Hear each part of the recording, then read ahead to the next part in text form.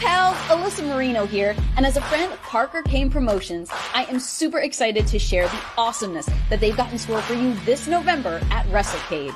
You'll be seeing the world-traveling Capital Championship Wrestling Global Fighting Champ Rebecca J. Scott, a rising star who's been featured on Ladies Night Out, MCW, and more, the stunner Emily J., an internationally traveled talent who you've seen on NXT UK and Stardom, Angel of the Ring Zaya Brookside, and NWA World Women's Tag Team Champion Chicago's sweetheart Missa Kate will also be appearing live. It's all going down WrestleCade weekend in Winston-Salem, North Carolina. You can catch these stars brought to you by Parker Kane Promotions on Saturday, November 25th from 10 a.m. to 3 p.m. And be sure to stick around for Ladies Night Out the following day on Sunday, November 26th. You can get your WrestleCade weekend tickets at WrestleCade.com. The Jeff Meacham Network's Multiverse of Media. For over 15 years, the recognized symbol of excellence and the standard bearer in coverage of sports and entertainment.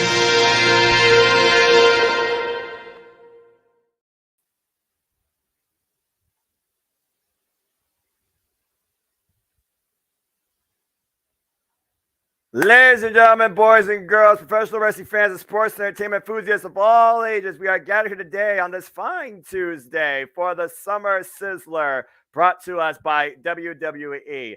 Tempers are flaring, the intensity is rising, emotions reach a boiling point, and we'll see how him walks on the west side of things as we bring you a Jeff Meacham Network special live watch event with NXT Heatwave. And hello, everybody. For those that are tuning in for the first time ever, for those that don't know, I am the Simple Man of the Simple Brand and the voice of the JMN, and my name is Noah Foster. But I do not do this alone. Practically never. Because tonight it is not just about professional wrestling, damn it. It is about celebrating a birthday, damn it. Because this is his NXT. Damn it, he is the Renegade of Wrestling. He is the founder, the creator. He is the CEO of Casa de 18 Studios, JJ Williams. JJ, happy birthday, my friend, forevermore. I hope that you had a wonderful day. And how are you looking forward to tonight's heated festivities on your NXT, your center stage? Well, thank you very much for that, Noah. I greatly appreciate it. As you alluded to, this is my NXT, damn it. But he digress. You know what? It's my birthday. I don't digress today. That's fair enough.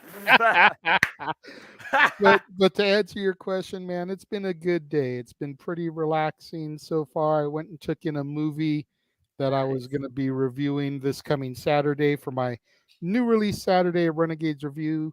Went and saw the Teenage Mutant Ninja Turtles Mutant Mayhem. It wasn't bad. I'm not going to say too much. I want to make sure people come and tune into my review on Saturday. But it was. Let me put it to you this way: I didn't recognize John Cena as Rocksteady, so he was doing some pretty good voice acting because he didn't sound like John Cena.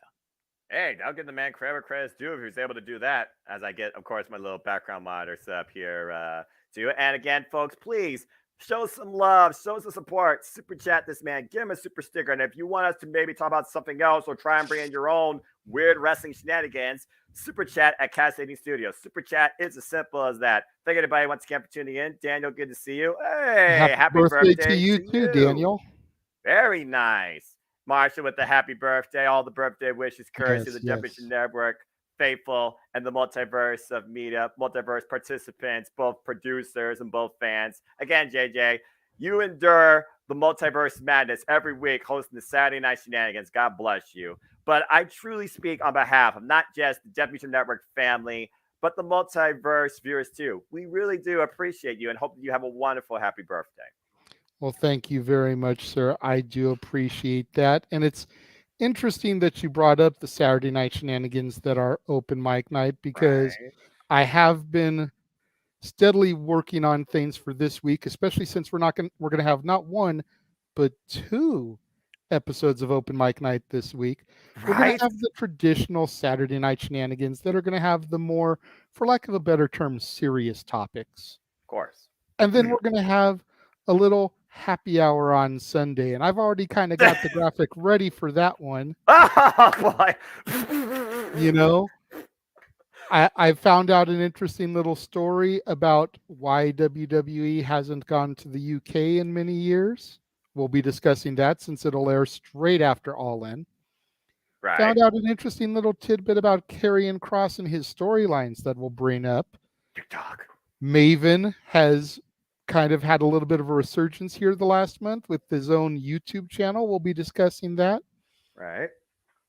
Then I saw a thing about ECW and which 3 superstars from the current active wrestling scene, any company, do you think would fit in the 95 to 99 original ECW? Ooh. So we'll get into that, hence the Paul Heyman graphic there. And then who is on your Mount Rushmore of WCW superstars? All of that will be discussed during happy hour in between All In and Emergence this coming Sunday. As far as Saturday, still kind of working on that, waiting to see what kind of legitimate stories come out, so we don't have to put your dignity on the line again like we did this past week. Oh, I'm sure the Multiverse will come up with a suggestion and super chat something. Heck, they might have me sing a friggin', God help me, NXT theme tonight. Hey, Pop, hello. Hello, sir. Thank you again for the phone call earlier. It was good talking to you. Good seeing you. Yeah, maybe JJ will come up with some weird challenge for some sort of super chat. No one will sing this NXT theme. It's like, JJ, what are you thinking? I already knew it was on your mind. I'm just waiting for him to come up with something. Because most of these themes, you don't even understand them or they don't have lyrics. I mean, seriously. But anyway. Yeah, that's the thing is like I can't really think of a good NXT theme song that has lyrics to it. Besides Joe Gacy at this point, you got nothing. Yeah, pretty much. Pretty much. That's a very valid point. I didn't even think about his at first. Very laid back. There's actually a 30-minute extended version video. That's how much people like that freaking theme. I'm like, y'all are crazy. I'm sure that's not the only one. I'm sure if we searched hard enough, there's like an hour-long version of Joe Hendry's theme up there for you guys. I'd be happy! But tonight's not about Impact Wrestling. No. Of course, tonight's about NXT Heatwave. So while we got some time to kill, because I don't give a damn about TV or what's on my USA Network, why don't we go ahead and run down tonight's card for those that don't know, because we do have a championship match. We got a couple of interesting grudges. We got mixed tag team action, and we got, oh, God, a Heritage Cup match. And at this point, can we just end this freaking thing and send it back to the UK? But seriously. But they got a lot tonight in store for us for 2 hours worth of television. So, JJ, absolutely. Let's get right into it. So we've got the first match we'll talk about is Von Wagner versus Baron Corbin. And again, this may sound weird because we always seem to ridicule Von Wagner. Yes. But I feel like they've kind of painted themselves into the same corner that they did at the last PLE with Baron Corbin and Gable Steveson. Von Wagner has kind of been on this trajectory here where he's been trying to redefine himself and he's been trying to reestablish himself. They've had all these vignettes, talking about kind of like the hardships that he overcame as a kid and everything and injuries. And you would hate to see him lose with that kind of build-up in story. And then you've got Corbin, who again is trying to reestablish himself after burning the costumes of his old gimmicks. So what do you do here? They've really kind of backed themselves into a corner once again. Well, that being said, before we talk about corner, we got somebody here, part of the festivities. Ladies and gentlemen, the man whose name is on the marquee, Jeff Motherfrickin' Meacham. Yeah. I muted him real quick because he's at Disneyland and there was a lot of background noise. Oh, that's right. My bad. Botch. Go ahead. No. Well, when you guys are done predicting this match, JJ, I have a birthday present for you. Well, go ahead and do it real quick because we've only got a few minutes. So yeah, okay. This is more important. Go ahead, Jeff. Ready? Yeah. All right, JJ, this is from me to you, brother. Whoop, there we go. Happy birthday to you. Happy birthday to you. Happy birthday, Mr. President. Because that's what Jeff told us to call you. I said Renegade. Happy birthday to you. Paradise Cake, ladies and gentlemen. Thank you very much, ladies. I greatly appreciate that. Thank you very much, ladies. There we go. We'll be here literally all day. Until the rest of the day. It's the rest of the day. Have a good call, guys. Have fun. Thank you, very sir. much. Like I said, JJ, we love you. Yes. But like I said, they've kind of painted themselves again into a corner here because you don't want Von Wagner to lose with everything that they've tried to establish, that he's trying to overcome. I forget what it was that they said, but like they showed these pictures of him when he was a baby with these scars on his head and like surgery that he had, and he's like had to overcome all this trauma over the years. And if you're going to bring that to the forefront, you don't want to job him out. But again, Baron Corbin is trying to get that momentum back under him, so you don't want him to lose either. It's a bad place for them to be in booking wise. I just hope they don't take the cheap way out again like they did with Gable Steveson. I honestly don't think that's going to happen with this because when I looked at that, because yes, I look at highlights for Jada's NXT because I knew we were doing that. When I looked at this, I thought about who the hell is Von Wagner? Because let's think about it. People have not really been able to get a grasp or connect with Von Wagner. Baron Corbin somehow brought out a bit of personality and a promo in him, and these are two of your biggest studs in your NXT, JJ. I don't think necessarily it hurts Von Wagner to lose this as it helps Baron Corbin to win this because while Baron Corbin is trying to burn down ships, whatever you want to portray that as, the thing of the matter is Baron Corbin being in the ring with Von Wagner automatically increases Von Wagner's stock. So I think what we're going to see tonight more so is a real showcase of Von Wagner where maybe he finally gets up from underneath Robert Stone, where that's always been a little bit of touch and go. Honestly, I could see this becoming, if not like a mentorship thing or a proving thing, kind of like how Lyra Valkyria was with Rhea Ripley. Talk more about that later, AO. I think for us, we need to see what Von Wagner can do against the former King of the Ring, the former Golden Glove box winner, the former insert here. But the thing about this, Corbin talked about just his star power, not necessarily what he was. Yes. So being matched up with that star power, I think immediately raises Von Wagner's stock no matter what. So I think this actually is a more comfortable match here, not only give Baron Corbin a win, but give Von Wagner a showcase where he might actually connect and impress the NXT fans. That's fair. I mean, honestly, if he gets in there and he has as good of a showing as Chad Gable has lately against Gunther on the main roster, I think that'll go a long way, even in defeat. Mm-hmm. And I definitely don't see this via count out. No. That was so stupid. Speaking of stupid. And then we've got this match, and I know you love the Heritage Cup. Yes, I do. I like Nathan Frazier, but for me, this is like a snooze fest. I have to agree. I've been saying it since they brought the Heritage Cup into your NXT. It doesn't fit the environment. Let me talk to you. A while when Impact Wrestling... Yeah. Too bad it's not on the show. A while when Impact Wrestling was under the Anthem umbrella with the six-sided ring, under all these different managers, one in particular, Billy Corgan, they brought a title called the Impact Grand Championship. It was literally about how well you do in a 3-minute round, and then each round was scored by judges, not necessarily scored by yourself. I get a lot of that here because one of these things just doesn't belong here. That did not belong in Impact Wrestling. This damn sure doesn't belong in this NXT.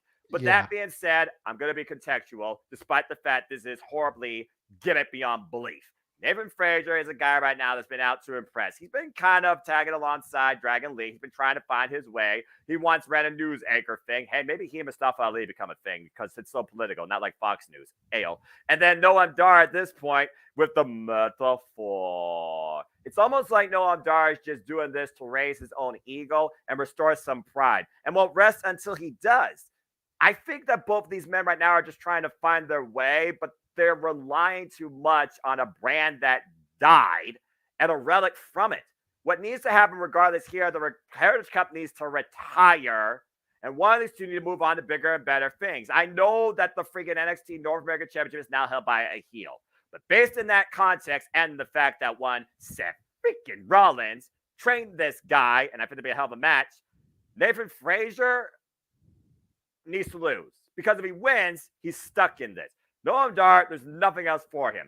Give him this relic. Give him his moment.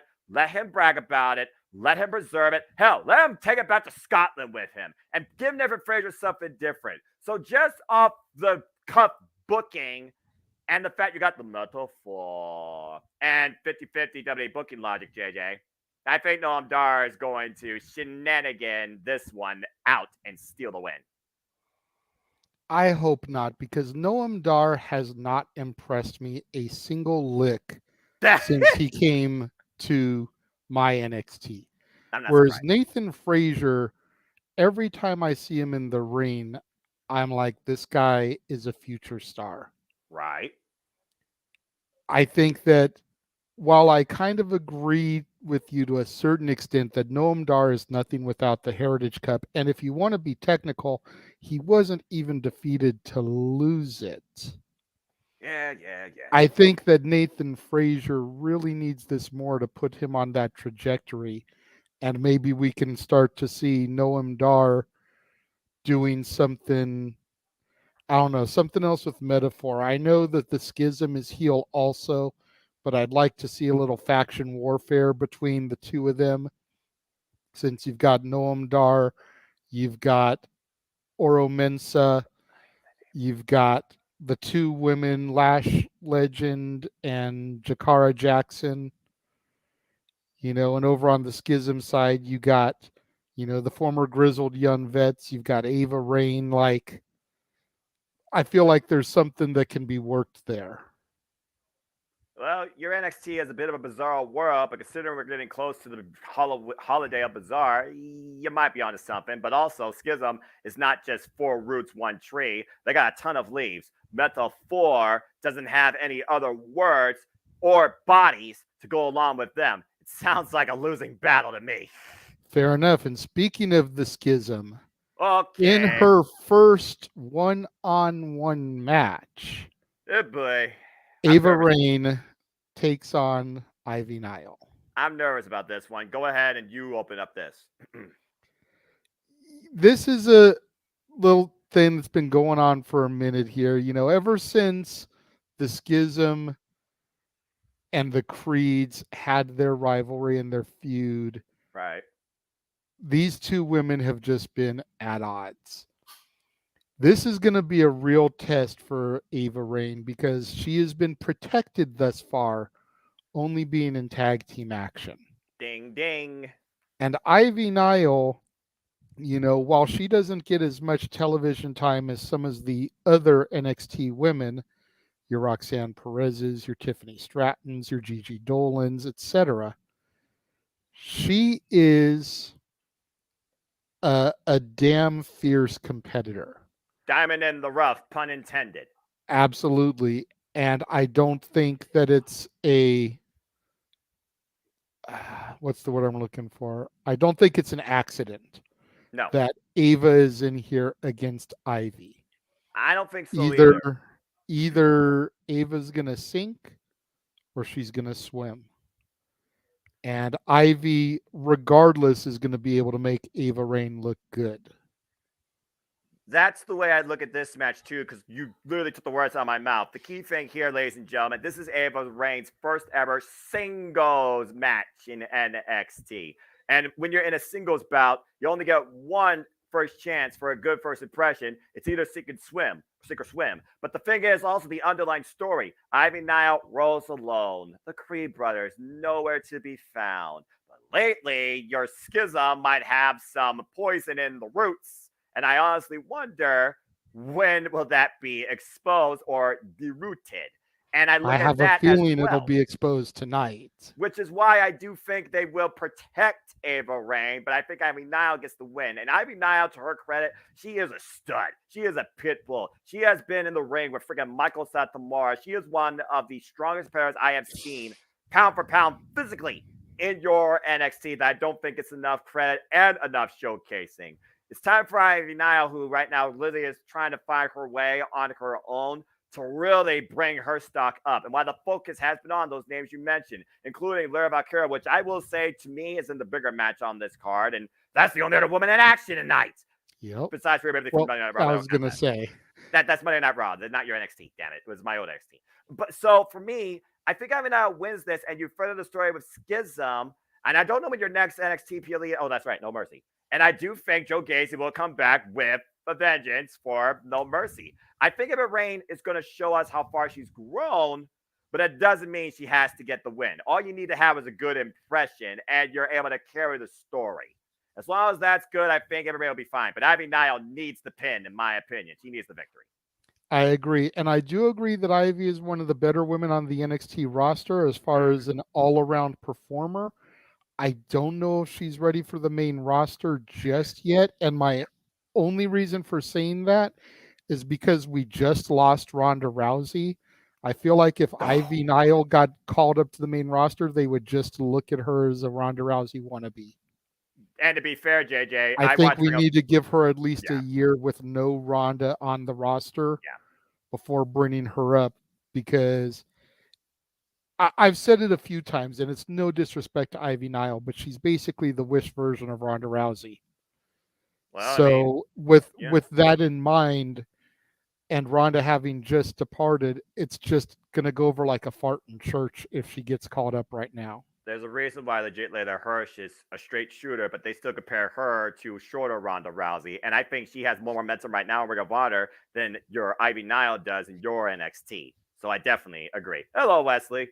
Yes, thank you, Wesley. And then Marshall said NXT women's division needs bigger names to it. I don't know if I would go that far, because the whole point of NXT is to make a name. Exactly. The NXT women's division right now has got Rhea Ripley kind of dabbling around it because of her and Dom coming back and forth, with Dom being the North American champion, as we'll see later on this evening. But they've also got Roxanne Perez. Roxanne Perez is the name of the NXT women's division. Bar none.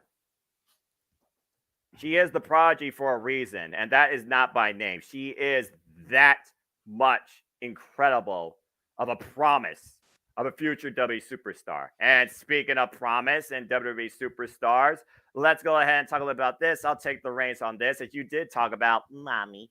By the way, congratulations on the recent engagement to one Buddy Matthews. Yes. And of course, her Dom. We're talking about Dirty Dom, who sees the NXT North American Championship from Wes Lee. They take on Dragon Lee and Lyra Valkyria. So let's look at this, shall we? At the forefront, we of course have Dragon Lee and Dominic Mysterio. There's really a sense of disrespect when it comes to the Lucha Libre legacy that Dragon Lee carries with his mask, and the fact that he fell short going after the NXT North American Championship, particularly against Mommy's interference. Lyra has been endorsed with promise by Mommy herself. I'll say Rhea Ripley just to keep things in context in case people don't know what the hell I'm talking about. Because again, there is casuals. So Rhea Ripley and Lyra, they have this thing, I think, where honestly, I could see them become a tag team. I could see Lyra become part of Judgment Day down the line. I could see Lyra turn. But I also could see Lyra going after Rhea Ripley one-on-one, maybe for her championship. Hey, when was the last time she had a title defense? Just saying. Oh, sorry. But I look at this match, it's mixed tag team warfare, but it's also one of those cases where do you have the, let's just call it this, main roster guys lose against labeled developmental. In this scenario, I almost would feel safe to say so if it wasn't for the fact that Dragon Lee already had a chance at Dominic Mysterio and his title. Something else has to come out to further this. This isn't about Judgment Day and the Monday Night Raw campaign. This is different. This is Judgment Day trying to rule NXT. And whether or not they're recruiting or manipulating, that remains to be seen. I think it's funny that you mentioned Rhea defending her belt last, because it was announced on Raw last night that this will happen at Payback. Finally. I think they've just been holding off because of Raquel's injury. And now that she is medically cleared as of last night, Payback is going to be a bitch for mommy. As long as she doesn't smile and I get the Raquel and the Rhea from NXT Black and Gold, this should be a killer match. Kill it, ladies. But yeah, going back to this, it's one of those things where right now experience and momentum favors the left side, not the right side. But Valkyria, she is somebody on the rise, and she loves this. I haven't seen this fire in the Valkyrie since NXT UK. And I know Rhea Ripley's going to bring even that more out of her. But I do think it's hard to bet against the Judgment Day here in this case. And I think it's interesting that you bring up the potential of recruitment with Lyra Valkyria and the Judgment Day. I wonder what Finn Balor would think of that, considering how he's been trying to bring JD McDonough into the group and been met with resistance at every turn. And here you're talking about the potential of scouting Valkyria. Yes. That's an interesting dynamic. What will Finn think about it? And to Matthew's point, they definitely see Dragon Lee as the next Rey Mysterio. Rey Mysterio is already in the Hall of Fame. Bar none. His days are behind him. Yep. But they need that next luchador that they can make money off of with their mask sales and everything. And Dragon Lee is definitely that. Oh, there's not a shadow of a doubt in my mind. He has been a mainstay player and shot on every NXT PLE since being a part of this brand. So again, right now, Dragon Lee already had a chance against Dominic Mysterio in his NXT North American Championship. Lyra is somebody on the rise, and Mommy's going to further test her after Lyra got the better of Jessie Jane. And now that I think about it, Jessie Jane might not be done with Lyra either, and she might come into play. Mm-hmm. Favor right now for this decision, in my opinion, favors the Judgment Day. Absolutely. As far as why isn't Tiffy Time defending her title, I'm not sure, but she is supposed to speak tonight. So we may get a little bit of a taste as to what's to come for that. Fair enough. Well, let's see if Trick Williams can stand a taste of the most intense competitor in your NXT, JJ. Because you heard what Ilya Dragunov says. Your career will die. Yeah, I don't know what Trick is thinking, trying to go toe-to-toe with Ilya Dragunov. Don't get me wrong. Trick is a specimen. He is entertaining, and he's not horrible in the ring. Like, you can see that initially he was brought up to be the hype man for Mello, but he's improved by leaps and bounds. He can definitely do singles matches now and not stink the joint up. But again, much like with Ava Rain and Ivy Nile, there's a reason they've got Trick with Ilya Dragunov. I have not seen Dragunov have a bad match. No. So he is going to be able to pull the absolute best out of Trick. And I look at this match much as the same way as I do the Von Wagner Baron Corbin match we talked about in the beginning.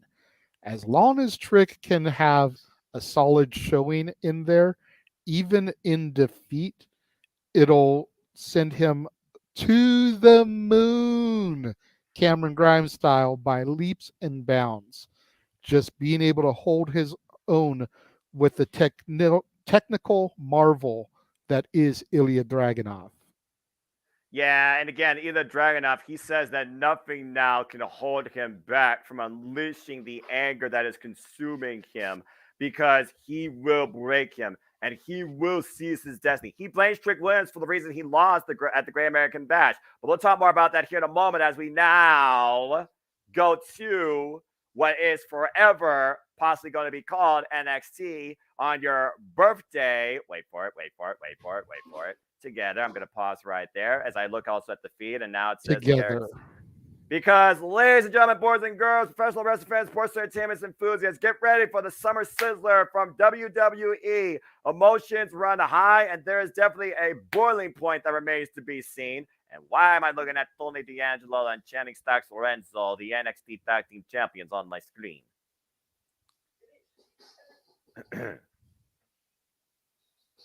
And friggin' comment, did he get a tan? Probably. Oh, splash. I'm going to tell you right now, I have never cannonballed in a pool. I will tell you that right now. But anyway, folks, welcome to our coverage here. This is NXT Heatwave. And hello, everybody. Welcome once again to another very special Championship Network Multiverse with me, a live watch-along event. You know what this is, for I'm the simple man of the simple brand and the voice of the JMN. And my name is Noah Foster. With me tonight, this is his NXT. Damn it, he does not digress. It is his birthday, and his female and male superstars are looking to shine high tonight as we look at NXT Heatwave. JJ, this is your show. This is your brand. This is your fandom. Are you ready to go tonight? I am definitely ready to go, man. I am super stoked for this. I just hope it doesn't, disappoint. I think the matches are perfect. I think that there's a great mixture of talent. I do wish that the women's title was going to be defended tonight, but at the same time, we haven't really established a contender. You could say Thea Hill deserves another opportunity, but with everything that's been going on with her and Chase U, it just wouldn't make sense to put her in another match right now. You've got Roxanne, you've got Gigi, you've got JC, you've got so many other women, though. But like I said a few minutes ago, we're going to have Tiffany hit the ring and talk to us. So hopefully we'll know at least what's coming for No Mercy, which is just a little over a month away in Bakersfield, California. And of course, that'll be the next time that NXT will be a premium PLE on Peacock. And of course, we'll bring you that coverage here, folks, live exclusively on the Championship Network, Multiverse of Media. But that being said, that's September. This is August, and it's still a boiling hot summer. Good Lord Almighty. Speaking of boiling hot, talk about a pool party. Right. And you might as well get that out of the way because everyone's going to soon be going back to school. But I do wonder this whole idea of developmental mentorship, main roster caliber talent, who will bring the heat tonight, who will rise to the occasion, or who will burn in someone else's light. As this is NXT Heatwave, and it comes to us from, seriously, could they not do like on a beach or by a pool or something special? You would figure NXT would do a little bit more personality type stuff, JJ. I'm just saying. It's not like they're too far away. I totally agree. Oh, shit. We're starting off hot and heavy as Ilya Dragunov makes his way to the ring. Well, JJ, it looks like our free banter and criticism is over because we're about to watch somebody that is truly Umba Sinkbar, the guy with an unbreakable will, and many people thought should be not only the main event, as I see in the chat. Hello again, everybody. Please like, subscribe, comment, tell a friend. Did the conversation, super chat, Casting Studio, super chat, simple as that. Many believe this man should be right now the NXT champion, but again, was that his emotions that got the better of him? That Torpedo Moscow into Trick Williams inadvertently head first into the NXT championship allowed Carmelo Hayes to hit nothing but net. He scored when he had to, and he still is the NXT champion. We'll see him, of course, in the main event. But now I look at Ilya, and he's going back to what I remember in NXT UK. The fire in his eyes that burns inside with those red lenses. He is not being held back at all tonight, and he's not pulling any, pun intended, tricks against Trick Williams. He's looking to break him. Yeah, absolutely. And I still got to say, man, it's just an aesthetic, but the goatee on Dragunov is killing me. It looks so weird on him. I agree. just a subtle appearance and a change in attitude. But again, Trick Williams, this is, like you said, a mainstay. Trick Williams is calling his shot. Let's call it what it is. Remember, Dragunov called him out. He wanted to break him then. But Trick Williams personally gave Ilya the opportunity because he's out to prove something to himself. Now he's no longer alongside Carmelo Hayes. He chooses to fly solo because he's out to prove that he is, pun intended, not a sidekick. Again, the focus has been primarily on Carmelo Hayes. JJ in this match, the focus, Trick Williams wants to be on him, but I think everyone's looking at Ilya Dragunov. Now, Bell Race underway, and we're going to start off hot and heavy. Oh, yeah. Oof. Is there any other way for these two to start it off? I mean, Dragunov is a machine.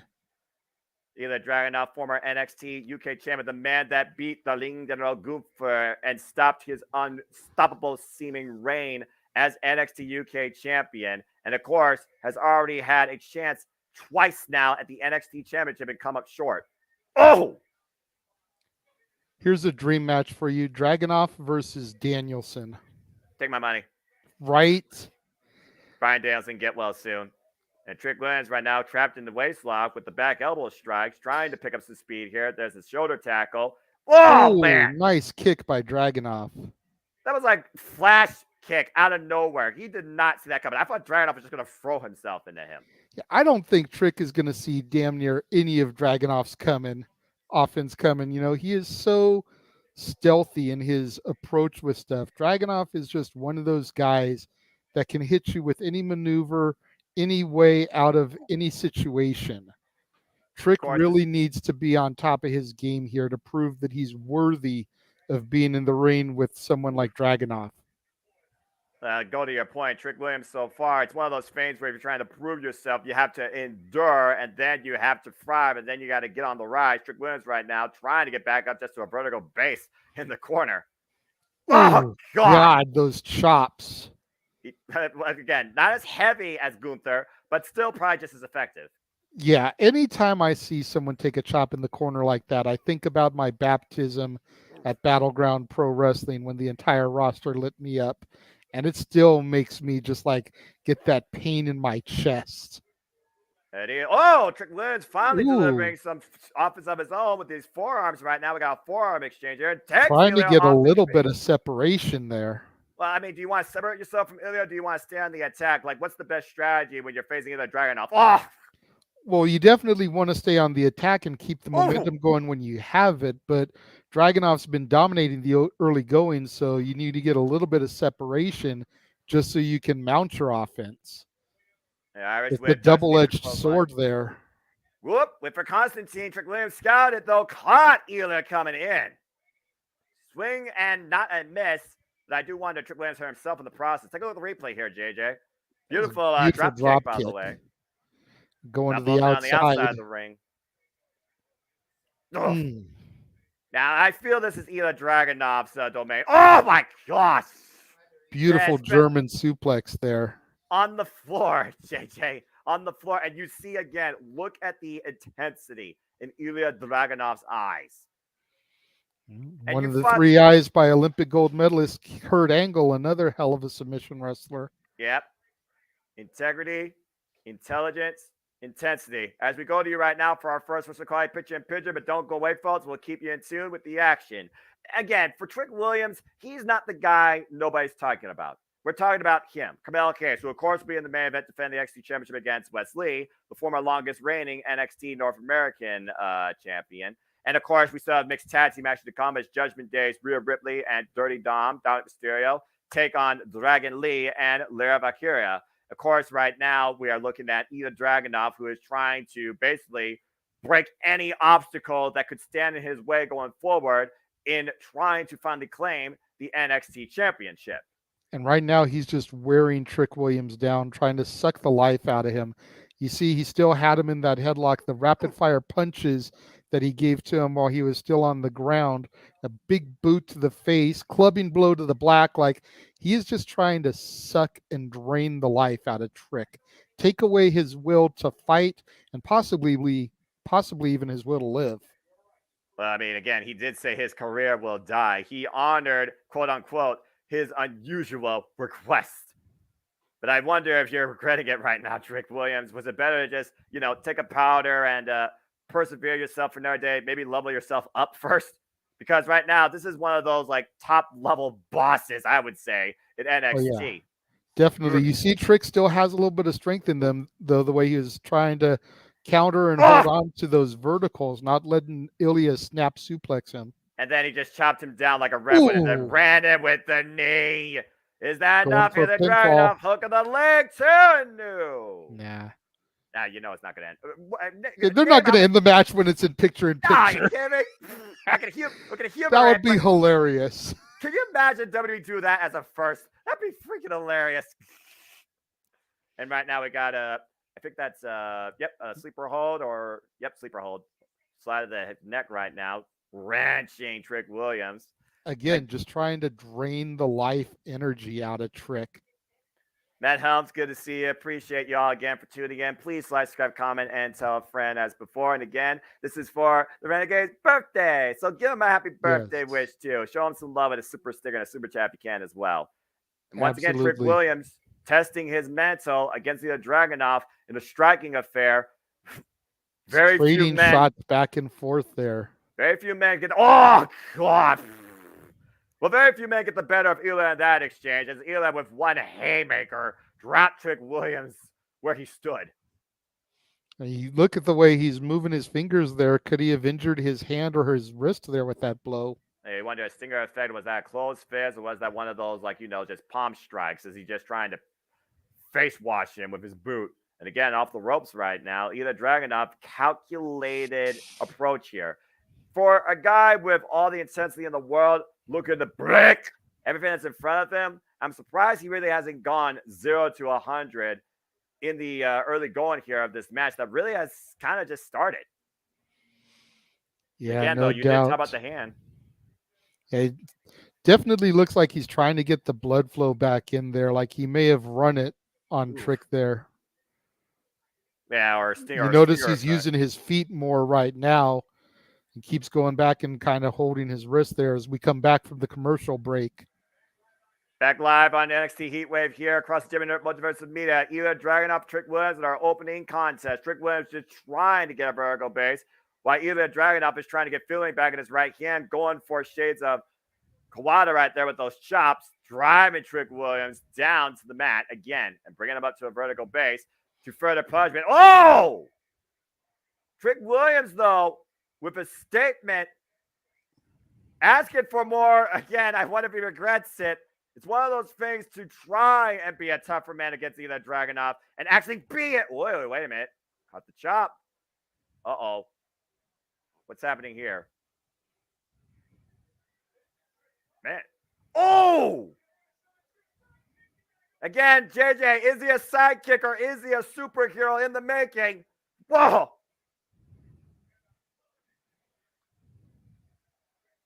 Oh my gosh, and dropped him again. Both men down on the mat. Technical difficulties, folks. Again, just stay tuned as we get back here once again here in a moment once we figure this stuff out. There we go. All right, good deal. Both men down. Referee checking on both men. We apologize for that. Some technical difficulties on our end here. Well, again, if Mother Nature's not ruining your day, technology is. Tell me when I'm telling lies, JJ. You know what it is. I still wouldn't trade this for the world, man. Getting to call this with you. Same, brother. I really do enjoy trading those shots. Trick really trying to get a little bit of fire back in him. Whoop.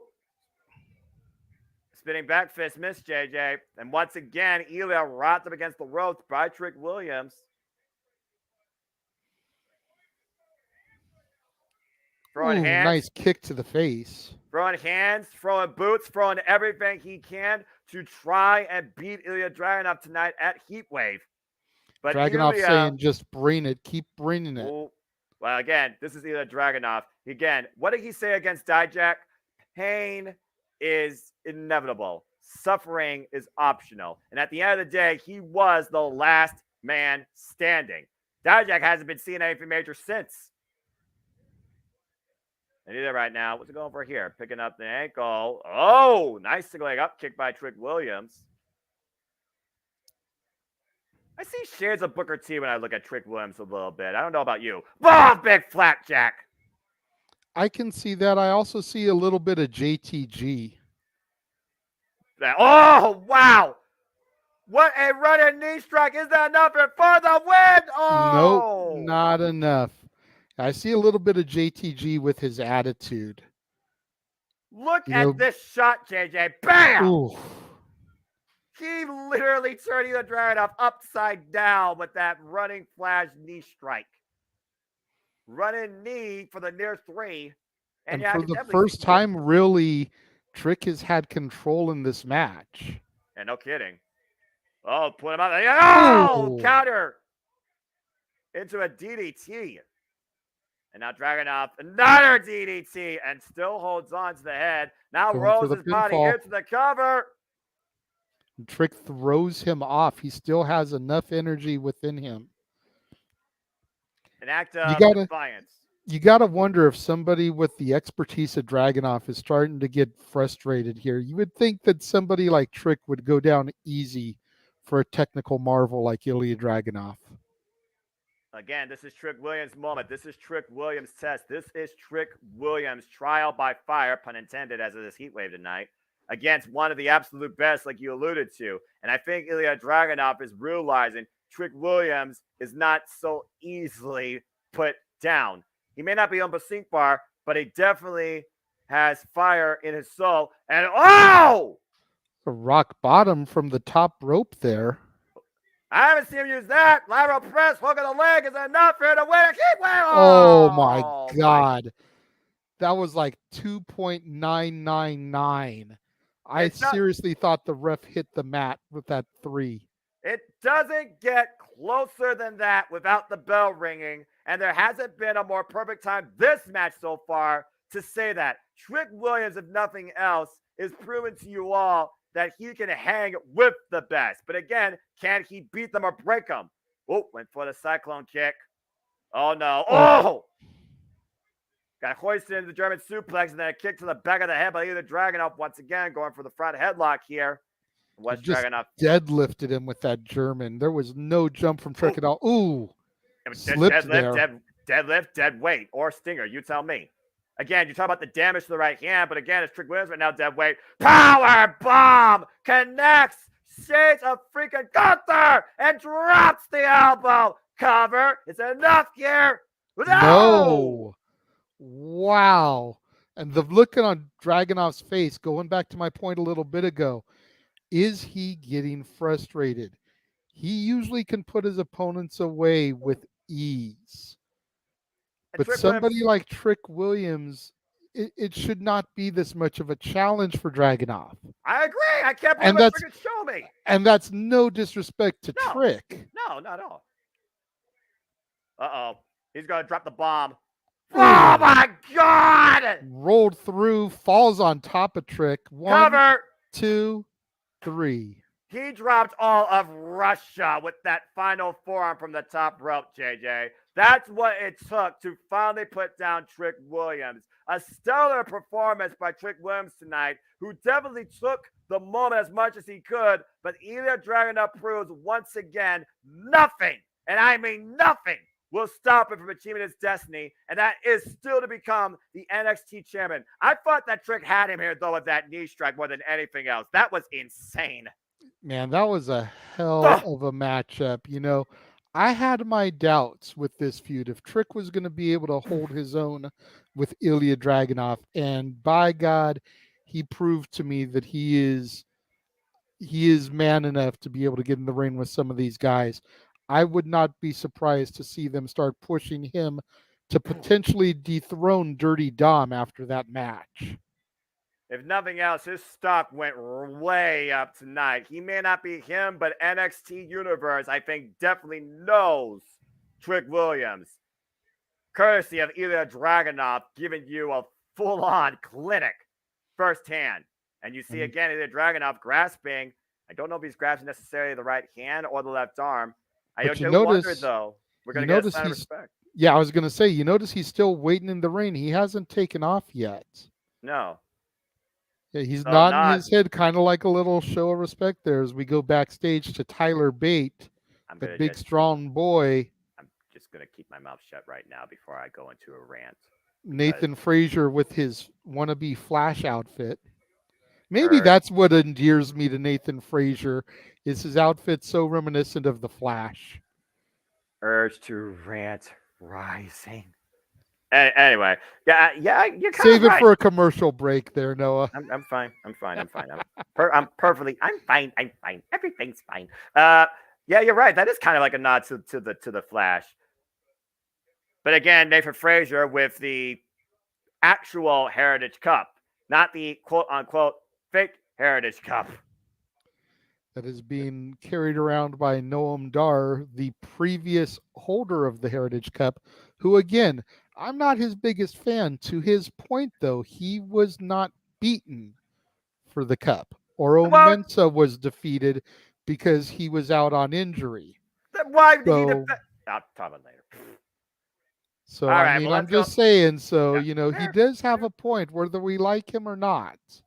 All right, well, that's fair. But let's go ahead and make a point about this gem of the NXT Women's Division. Ladies and gentlemen, we're going to kick things up with women's action as we come back from commercial break. It's Ivy Nile taking on in their singles match. First ever singles match, Ava Raine, and that is next. All right, Yes. so first off, I'm just going to say this real quick. Trick Williams, respect. That Mad was respect. impressive. Absolutely impressive. And I'm just going to go ahead and acknowledge the chat here as we like to do during the commercials here, JJ. I'm glad you put up those Yes. comments. Yeah, that kind of was like a Rocky because, again, he had two pinnacle moments where you legitimately fought. He had the win. Yeah, I mean, I've never seen the Rocky movies, but I know enough about them to be able to recall Rocky went the distance with Apollo in the first movie, but he did not win the title. No. He did not win the match. He won in the second movie, in the rematch. So Trick Williams being able to hold his own, but not being able to defeat Ilya Dragunov, very reminiscent of that. So Bar none. definitely mad respect to Trick. He showed up, he showed out, and now we're going to see if these women can do the same thing. Again, we know what Ivy Nile can do. Mm-hmm. Ava Raine, the Rock's daughter, Simone Johnson, is untested in a singles contest. Mm-hmm. Will she sink? Will she swim? Will she show that pedigree, that heritage, that bloodline that'll make us, by the end of the match, acknowledge her as a single star in her own right?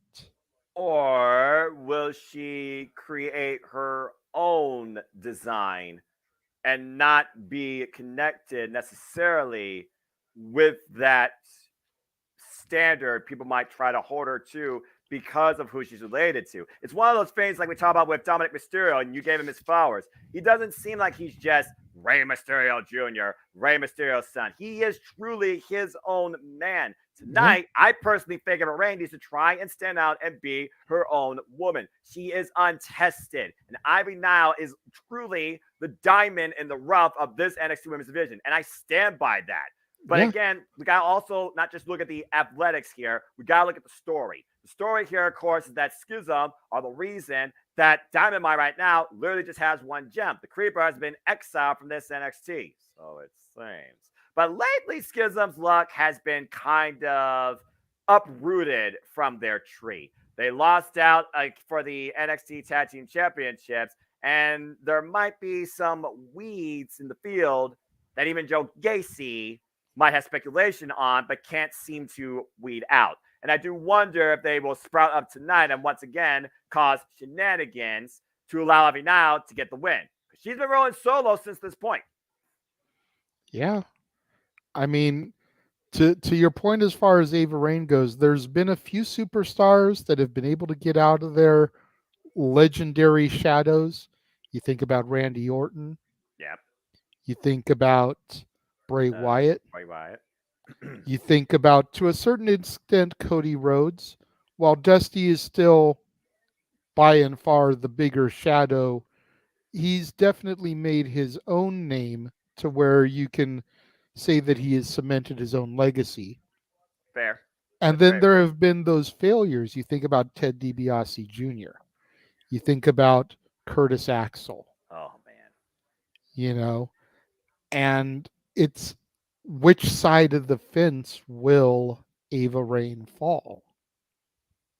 Because aside from Tamina, who really didn't get out of her dad's shadow, Natalya, who did surpass her father, maybe not her uncle and the rest of the Hart legacy, but she did get out of her father's shadow. Speaking of getting out of their father's shadow, look who's on screen, JJ. Yes, and then Charlotte Flair, of course, the queen. Ava Raine is really the only other female to fall in that category.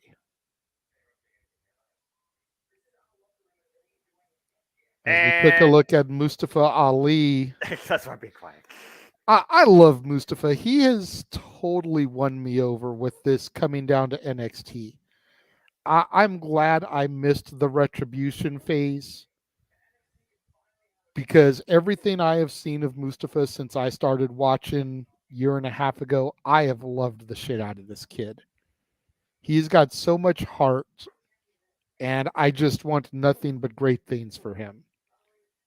Well, I'm just glad to see that he actually has a character and a dynamic that seems to stick, at least for the time being, because for the longest time, he was floundering. So, to your point, yeah, Mustafa Ali, former WWE Cruiserweight champion, and then kind of just been playing juggle creative. So, again, we'll see what happens here soon enough. Oh, good grief. Here comes a bad heartbeat. And that could only mean one thing.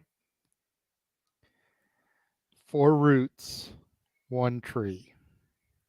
Someone cut the roots out from underneath this tree, please. 4 roots? Good grief. Look at this friggin' entrance. How many of these things are there? I'm telling you, be careful, because 2 of those roots, 2 of those branches have been acting sort of like double agents in recent weeks. Could it possibly be the creeds under those masks? We shall find out. I'm almost willing to bet we'll find out tonight. Why do I feel like I'm on an acid trip looking at this Titantron entrance? Anyway, entrance wise and presentation and everything, you got to give it to the Schism. They are so good. Their message may be skewed, but you think about presentation, and they have the presentation of stars. Would it translate to the main roster? We'd have to find out down the road as the bell rings and Ava Raine takes on Ivy Nile in her singles match debut. Yeah, but again, you might as well call it a lumberjack match, because all of Schism is at ringside, surrounding 3 sides of the ring, including a bunch of mass individuals, male and female, for what it seems. And Ava Raine demonstrating her strength so far of a ridiculous power slam and a second. Another one. Well, again, you talked about yourself. I mean, we have not seen Ava Raine in this capacity. She's had, 2 actual showings in ring, and they were under tag team capacity, mixed tag team capacity, we're being honest. Yep.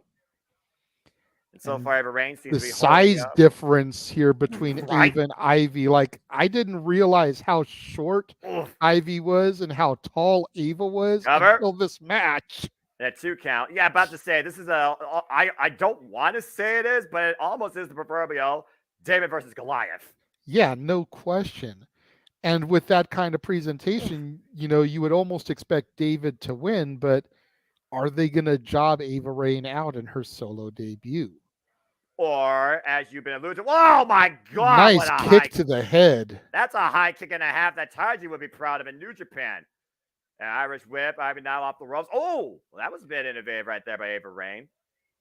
Scorpion kick from the side, cover. Shinsuke Dakota Kai gets a 2 count only. As I was trying to say a moment ago, it is one of those things where, yeah, you would think about in the Bible, David beat Goliath, but in storytelling, again, right now, Schism is in Ivy Nile's mind, or at least has Ivy Nile's attention. You could say that inadvertently, Ivy Nile has gotten the better of the Schism with just her presence. That's why they're not the NXT Tag Team Champions, thankfully. But like you said, are there some roots in this tree that need to be basically plucked? And will they show up tonight? Will they sprout tonight? Ivy Raine. Oh, wait a minute. Ivy Nile on the counter. Might be going for that submission. That submission, JJ. And she got it. She got the tap out. And that's it. Wow. Quick furrow fashion. Ivy Nile wins via submission. That's surprising with all of those Schism roots on the outside of the ring there, the branches, that none of them tried to come in and help. Well, right now, Ivy Nile is holding Ava Raine hostage in that submission hold and is looking to take on Superman punch. I don't think German Superman can win. suplex. There's too many. The numbers game. Oh my gosh. I will give Ivy Nile credit though. She is holding her own here and still is not done with Ava Raine, as a couple are finally pulling her away. We talked about before, JJ. Ivy Nile won the match, but look who's smiling. There is no love lost with Ivy Nile and what happened to her brothers in the Creed brothers. And speaking of going backstage, either Dragunov and Wesley. Huh. You ain't wrong about that, Matthew. Oh, for love of Pete. I'm just saying. All right. You know what? Have your cake, have your peaches, have peach cake if you want. Y'all do your own thing. I'm going to look at the actual wrestling. Yeah. Y'all freaking bloody. Aren't you the one that simpletons. sang Peaches on open mic night one week, Noah? Because someone super chatted my dignity and I'm a freaking voice of the people. Damn you all. Damn it. Yes, I know. Damn it. Oh, look at the eyes of Ilya Dragunov with that comment by Wesley. We might not be too far away from the west side taking on the dragon. But for now, here comes, oh, good Lord Almighty. Ladies and gentlemen, the metaphor. As it looks like it is time for our NXT Heritage Cup match with Nathan Frazier defending against Noam Dar. Supernova. And he's got the entire metaphor in the corner. I think you're onto something there, Matthew. I think you're onto something there. One's carrying up it. Well, I mean, okay, maybe you might be onto something, but JJ, your schism group is literally about inclusivity, peace, man, as if they're trying to take us back to the damn 60s with incense and peppermints. So again, maybe you all are going too much into it. Maybe you all are just right about it. I mean, we'll think about it. Votes. Think about it. For them to be able to grab her so easily, she would have to trust and believe that they are with the schism. But then once they get her to the back and they reveal who they truly are, now you have kidnapped one of the roots. All right. We'll see if anything else develops tonight. As coming in like the Flash, Nathan Frazier, our current NXT Heritage Cup holder, with Tyler Bate as his corner man. Again, we'll see if the schism story develops. We'll see what sprouts from this. You know what? We will see what happens. I mean, I think the realistic end game is that they've got to do something where the former grizzled young veterans get booted out of NXT, because we know that their contract is expiring. I want to say the beginning of October. They asked for the release and were denied it. Right. So they are stuck with NXT until their contract expires. It just makes sense to build to something where they end up the loser leaves town style match or something. I suppose that's true, as we'll see how this thing builds as round one's underway. Again, folks, for those that are tuning in for the first time, this is NXT Heatwave, and you are seeing a Heritage Cup match. The rules go as follow. They are 6 3-minute rounds, 20-second breaks between rounds. 2 out of 3 falls, and that person wins the Heritage Cup. Falls can be scored via pinfall, submission, or countout. And when a fall occurs, the round ends immediately. Disqualification or knockout ends the match. After 6 rounds, the most falls wins, and the champion can retain the Heritage Cup if this ends in a tie. Yeah, and right now it looks like Noam Dar has got some control over Nathan Frazier, but for how long? Again, the numbers game. Noam Dar has the numbers game. Nathan Frazier has to be aware of that. 2 minutes on the clock left in the first round. But so far, 1 minute in, and right now, neither men have really been able to get a grip on the other. But Noam Dar already exercising the mind games, bringing Nathan Frazier down to the mat, trapping the left arm. Oof! Hyperextending it. And Nathan Frazier right now. Oh, yeah, allow a press. I know it's happened in the past, but you got to assume that the first round is going to be a stalemate. It's the proverbial feeling out process. As somebody who watched the Heritage Cup in its greatest legacy in NXT UK, I have to back up your point. You're absolutely right. Most of the Heritage Cup matches that were heavily contested did not even get a decision, if you were lucky, to the 3rd round.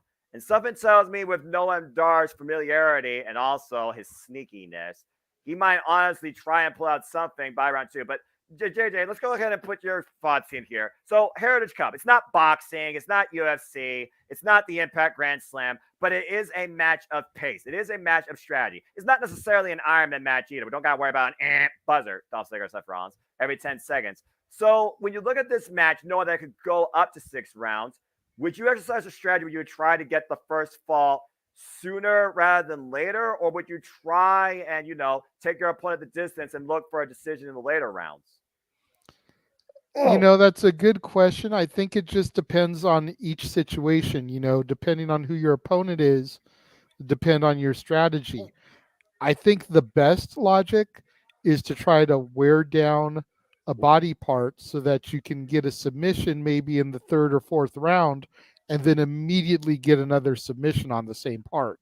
You saw a couple of quick exchanges there, and then a cheap shot by Noam Dar that just turned Nathan Frazier up to 11. As right now we just got a ground and pound. He's just trying to get a cover. 3 seconds. Again, Noam Dar just trying to cover up, and there's the bell. Round 1 ends with no decisions. But you see, look at the picture here.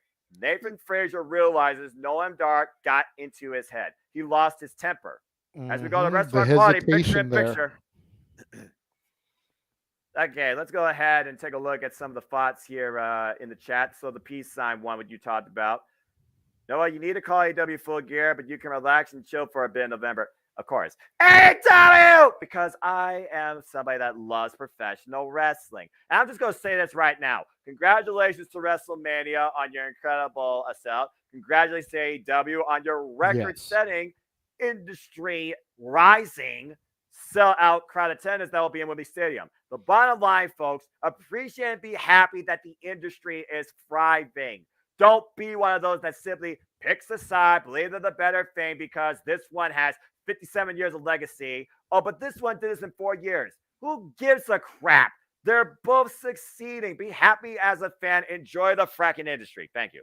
Exactly. Anyway. The match is back on now here in picture. Ooh, Noam Dar went for a kick. Nathan Frazier underneath it. Nice headlock takeover there, grounding Noam Dar. We're 30 seconds into round 2. And again, I think about the Heritage Cup winners. I go back, cover. Oh, still maintaining the control in the headlock, though. Yeah, but we talk about all the time with submissions, JJ. You risk yourself being trapped or rolled up in a cover. We've seen it countless times with individuals. Remember Shayna Baszler? She lost the freaking Raw Women's Championship at WrestleMania 36. But I digress. And right now we got a headlock here. And Nathan Frazier, again, we see these type of escape all the time from this hold. There's the vertical stand and the slip out. Oh, and a nice drop kick. That was a nice follow-up. And immediately Nathan Frazier goes into the submission hold now. Like you said, talking about wearing down your opponent. We're not seeing basically any mistakes so far. We're just seeing Noam Dar gain the better of Nathan Frazier's temper. And right now, Noam Dar working Nathan Frazier's left leg. Of course, Noam Dar, he has that knee bar and, of course, the Nova Rolla. Why Nathan Frazier, to my knowledge, I don't think he has a submission hold, but being trained to one Seth freaking Rollins, I know he could curb stomp you next week. Oof. That was a hard shot. Here's the cover. Hook of the leg. 2 count only. And let's also keep in mind, you talked about Payback earlier, JJ. At Payback, it will be Seth freaking Rollins versus Shinsuke Nakamura defending the WWE World Heavyweight Championship with a horribly compromised back. Yeah, that's going to be a good one. And then we also will get Becky Lynch versus Trish Stratus inside the confines of a steel cage. And stay tuned, folks, as this card continues to make shape, and we will give you live coverage and predictions and so much more on it, too, here on the Jimmy Durham Multiverse Media, as Nathan Frazier picks a speed and catches him with a single leg kick. My God. Talk about increased velocity. Hey, wait a minute. What the hell? Dabakato? What's he doing? Attacking Tyler Bate here for some reason, choke slamming him onto the hardest part of the ring. Oh, why? What was the meaning of this? What was the point? Oh, wait a minute. No, distraction. The roll up, deep roll up, too. Are you kidding me? Noam Dar able to pick up the first fall here as he rolls outside, getting over there by his squad, the rest of Metaphor. Nathan Frazier's pissed. JJ, I just also want to say this for the record. That effing happened during picture-in-picture. Right? What the? As we come back live. Yeah. Welcome back to NXT Heatwave, folks. Our Heritage Cup match is underway. During the commercial break, you saw moments ago, Dabakato choke slam Tyler Bate on the unforgiving apron. Nathan Frazier furious, distracted, and Noam Dar with a deep roll up gets the first decision in this Heritage Cup match. Ends round 2 immediately as we go into round 3. Noam Dar 1, Nathan Frazier 0. Noam Dar gets another fall. He is once again Heritage Cup champion. Oy vey. And oh dear, Tyler Bate being taken backstage after that. Don't blame him. I mean, your back's got to be rearranged after that. Now Nathan Frazier is truly rolling solo. Oh, picking up distance. Nice rope, jackknife reversal roll through here. STF. Very good submission transition here. Shayna Baszler and John Cena be proud of that. STF perfectly locked in, JJ, as you called. For those that don't know, that is a step over toe hold face lock. And again, Noam Dar scrambles his way to the ropes. You got to wonder if someone else is going to come out here for Nathan Frazier for assistance in his quarterman.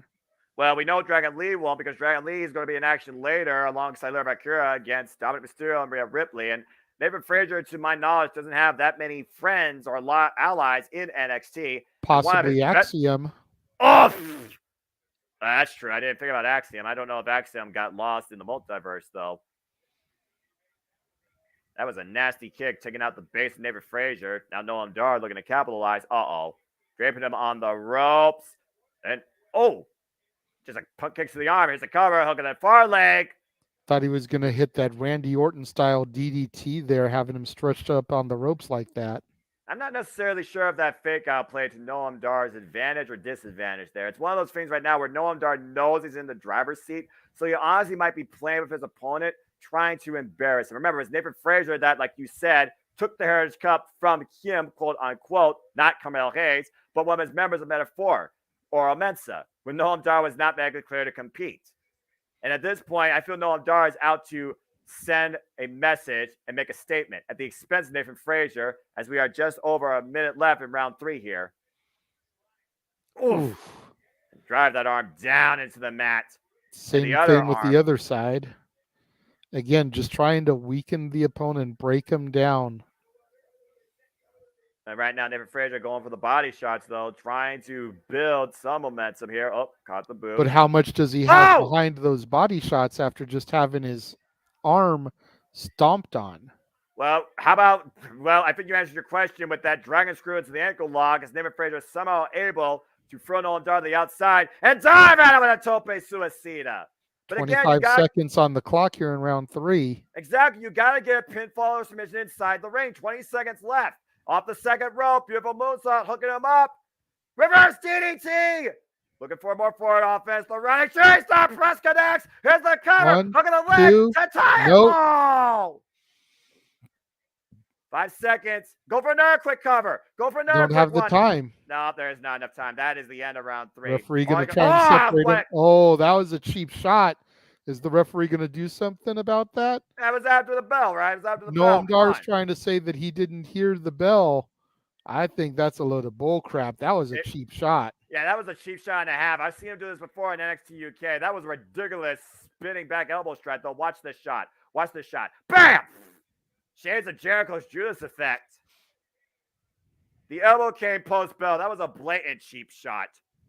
Nathan Frazier don't even know right now he's in freaking Florida. Or he's even more furious. And again, Noam Dar exploiting Nathan Frazier's temper has been playing to his advantage pretty much this entire match, JJ. As we're in round 4 right now. And Nathan Frazier starting off hot. Here's a cover, hook of the leg. 2 count only. At this point, Nathan Frazier, you got to sense a little bit of desperation from him right now. He knows he is down a fall. He has to score 2 falls within the next 3 rounds, or he loses the Heritage Cup. Oh! Yeah, and to your point, if Noam can get just 1 more, that's it.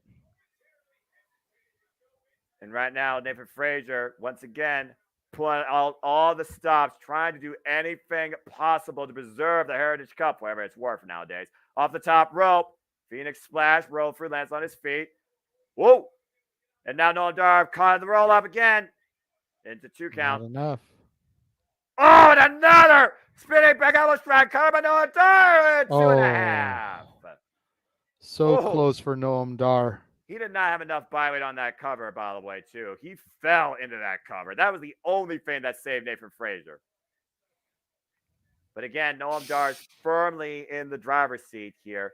So again, JJ, like you said, Noam Dar really hasn't done a whole lot to impress you to be a part of this NXT. What has been your thoughts so far on this Heritage Cup outing? He is right now in control. This is one of the best performances I've seen by him thus far, but still, I am just kind of meh on him. Oh, well, how about this? Rolls through. Still has him hooked. Whoa! Can he get it here? Twisting net breaker, cover. And round 4, Nathan Frazier ties it up. Whoa. Even Stevens here now. 2 rounds left to go. 6 minutes potentially left in this contest. But nobody there to help Nathan Frazier, as you see Metaphor dragging Noam Dar back to their corner to try and get him some air, some water. Nathan Frazier is solo here. Yep, as we go to the rest of the picture-in-picture, 2 rounds remaining. We are tied 1-1. Let's take a look at the replay how he got that fall, JJ. The superplex. I thought he was going to flow over to the Falcon Arrow. Instead, twisting net breaker. Shades of a Stormbreaker almost. And got enough of the cover while grasping his lower back, might I add, to finally put Noam Dar down for a 3 count. We are tied. And keep in mind, in the case of a tie, Nathan Frazier can retain. He knows he has that advantage now. Noam Dar has to win. There's no other way Noam Dar can get the Heritage Cup. He has to win. That's fair. Let's go ahead and take a look at some of your thoughts here. See what y'all got here. I just wish the all-in card was better. It feels more like tag in. Conceptual, subjective, but there's deeper stories that I will say that. Well, actually, we're back to the match. We'll talk more about that later. Talk Wrestling. Stay tuned for Talk Wrestling, folks. Soon again to show up here on the Jimmy Turn Multiverse Media. Nathan as we are in going up to the top rope there, he's got Noam Dar positioned. Oh, but he's caught in a triangle. Come in a triangle.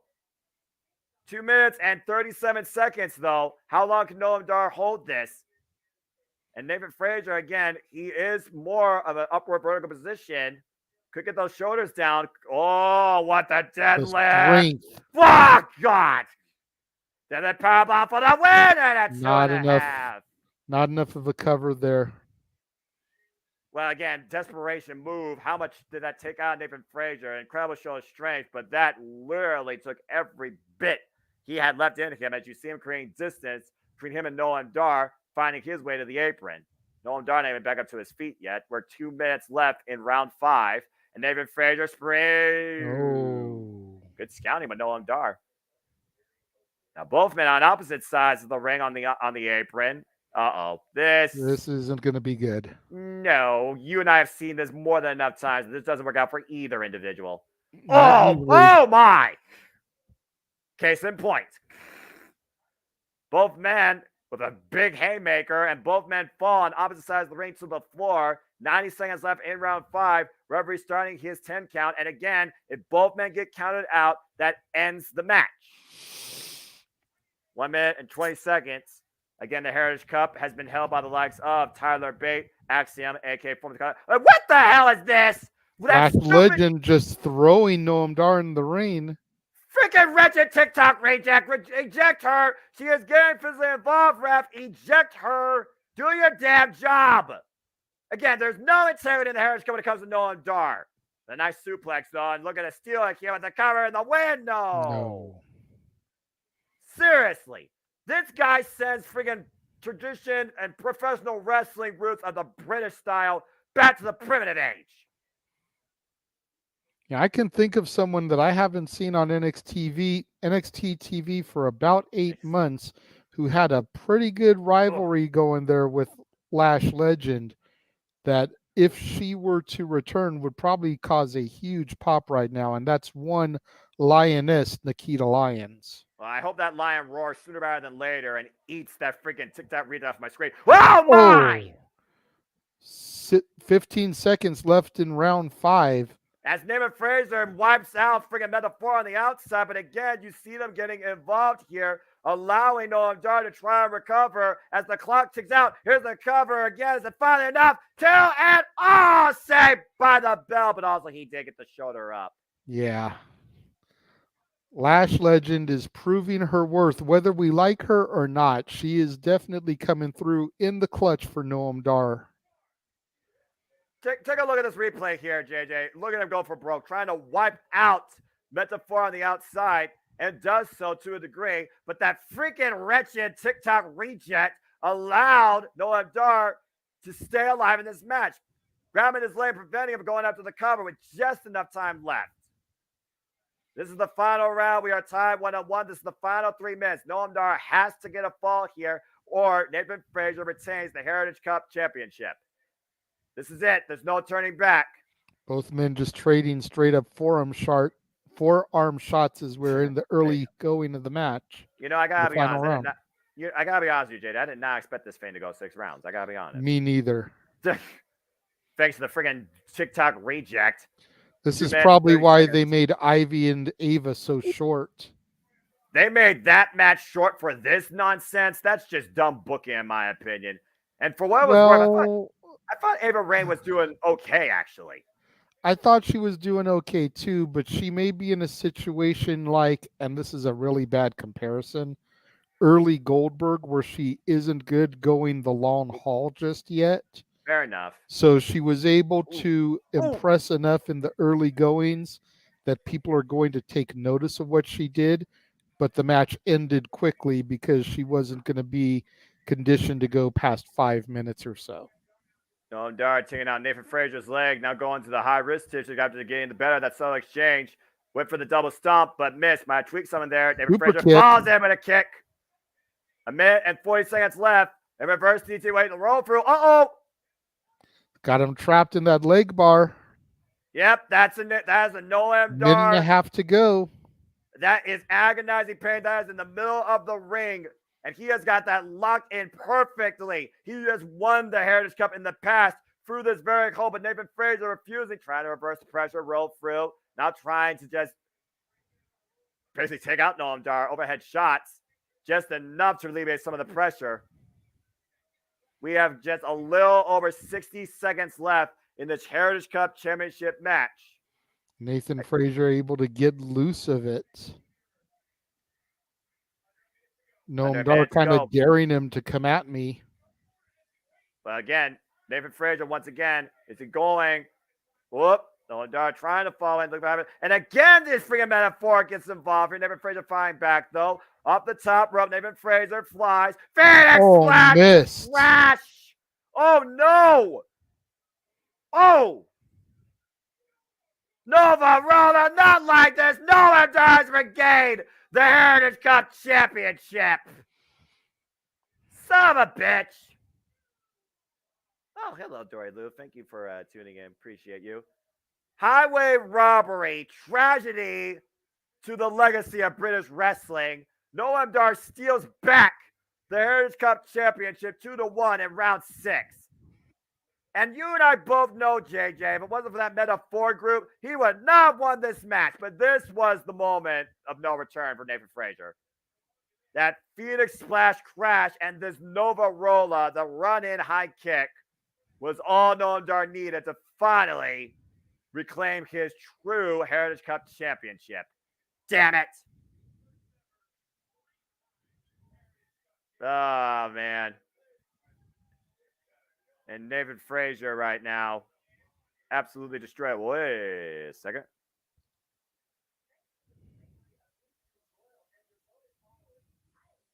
JJ, you might be onto something.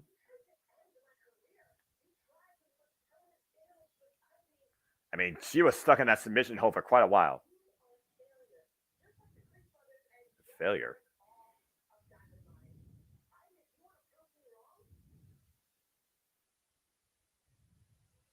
What?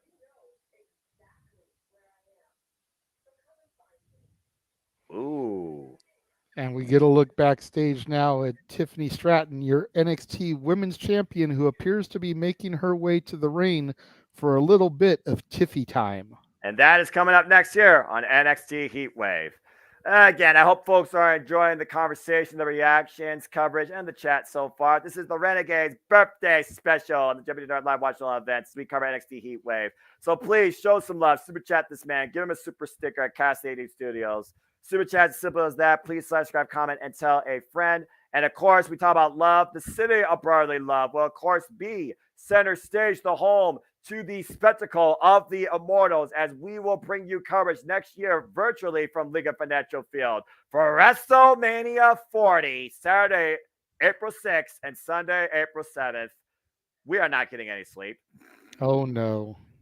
Did you really expect us to, man? Hell no, you kidding me? It's WrestleMania week. There's no sleep at WrestleMania week. I mean, you know what we've got coming up. As a matter of fact, why don't we go ahead and show these people everything that's coming up as far as watch-alongs across the multiverse of media? What's my voice being used for?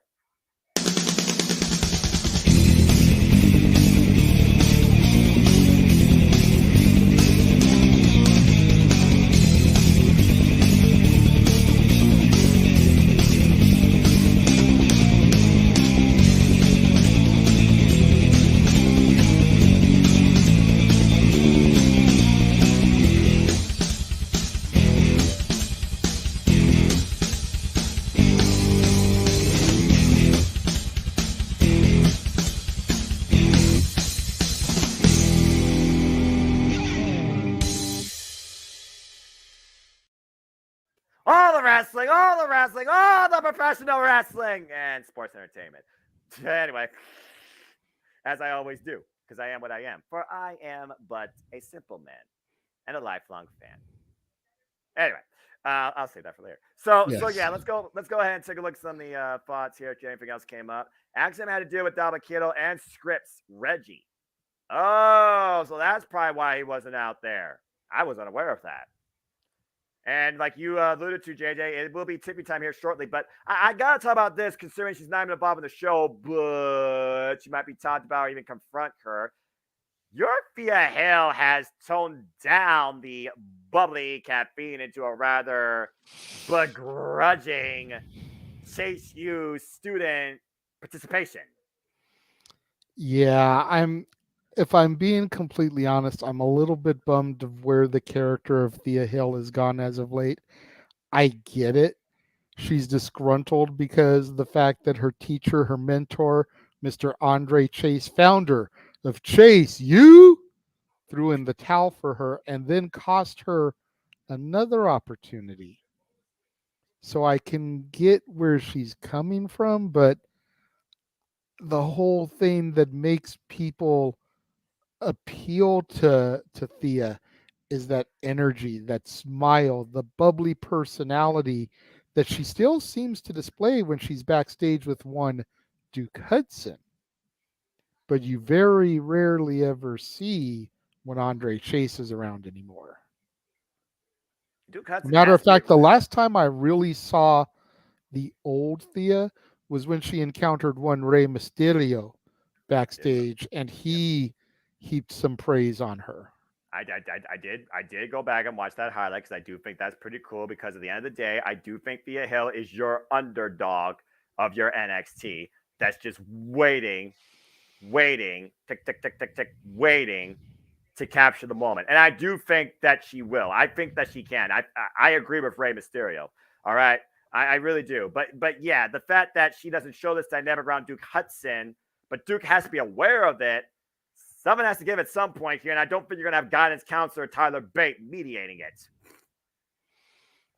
No, hopefully she'll be able to pull out of whatever funk she is currently residing in as we go to the ring for a little bit of Tiffy time. Why is her font in the Barbie font? Seriously? She is a Barbie girl in a Barbie world, Noah. You know all about that, right? From British Invasion Karaoke Night. Let's just go check that out on demand if you did not see that. Let's just listen to the champ.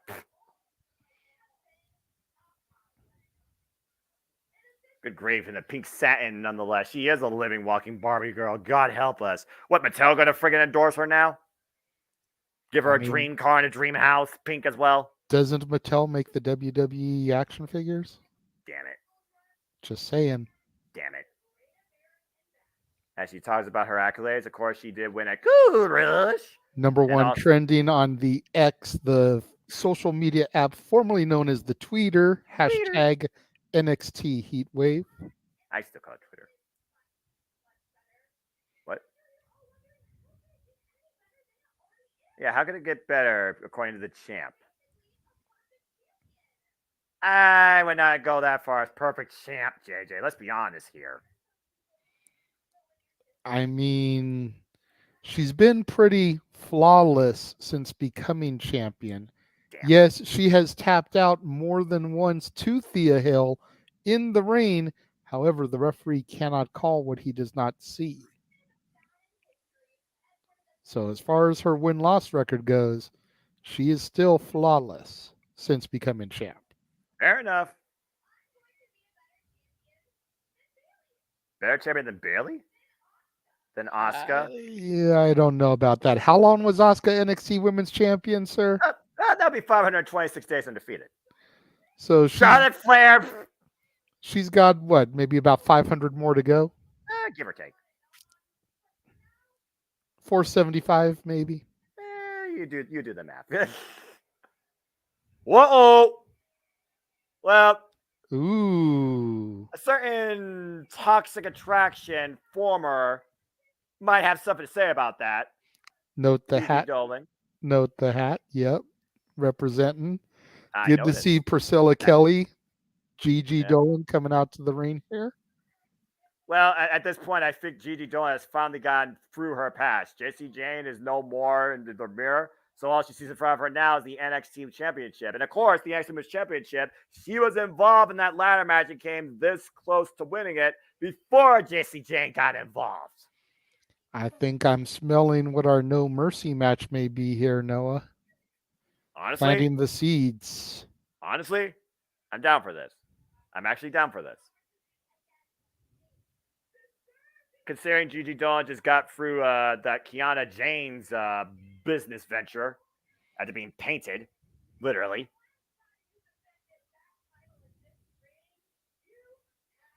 That's right. She tapped out. You did tap out. It's on the internet. Everyone knows about it. You tapped Speaking out. of Kiana James. Oh boy. Well, business party's gonna pick up. At least for literally. Her. Kiana James, former NXT Tag Team Champion. Yep, shared the honors with Fallon Henley.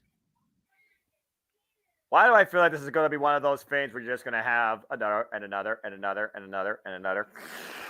Well, I mean, to be fair, as much as I love Thea, that's really been the only competition that Tiffy has had since winning championship is Thea Hale.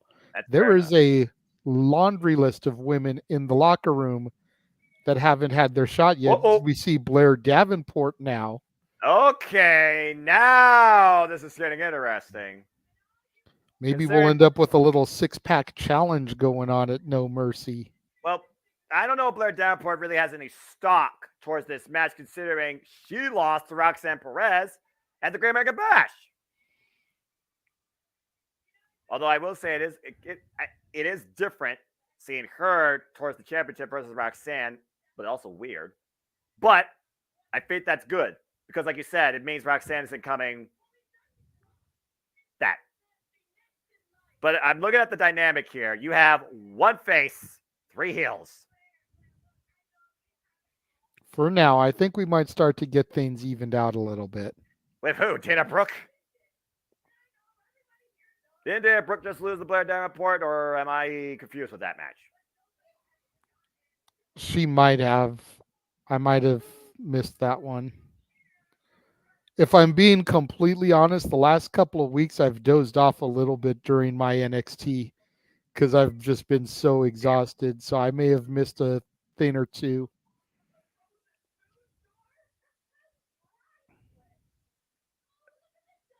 Oh, boy. We haven't had anybody else crash it since Blair came out, so maybe this is where we're going to stand here. You know, I got to be honest. I could see Kiana James literally being a business partner with Tiffany Stratton just in look alone. Definitely.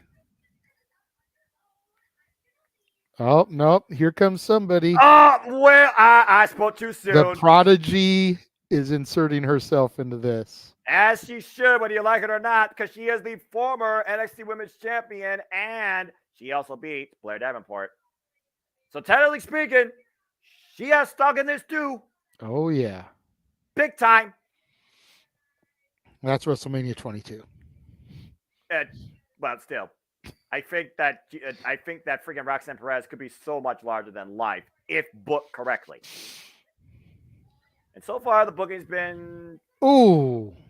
Oh, well, Jay's not here, so I'll go ahead and say it.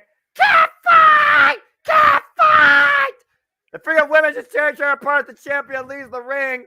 I don't think you got a six-pack challenge on your hands, JJ. You got a five-way dance. Meanwhile, go to some footage of Charlie Dempsey training. Drew Gulak watching on. Is that Damon Kemp he's in the ring with? That is Damon Kemp, I believe.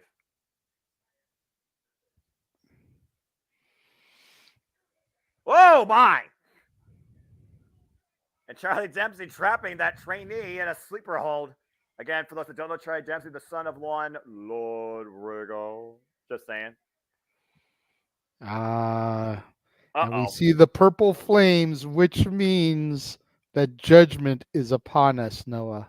Yeah, boy. And that also means mixed tag team action is about to take center stage at NXT Heatwave.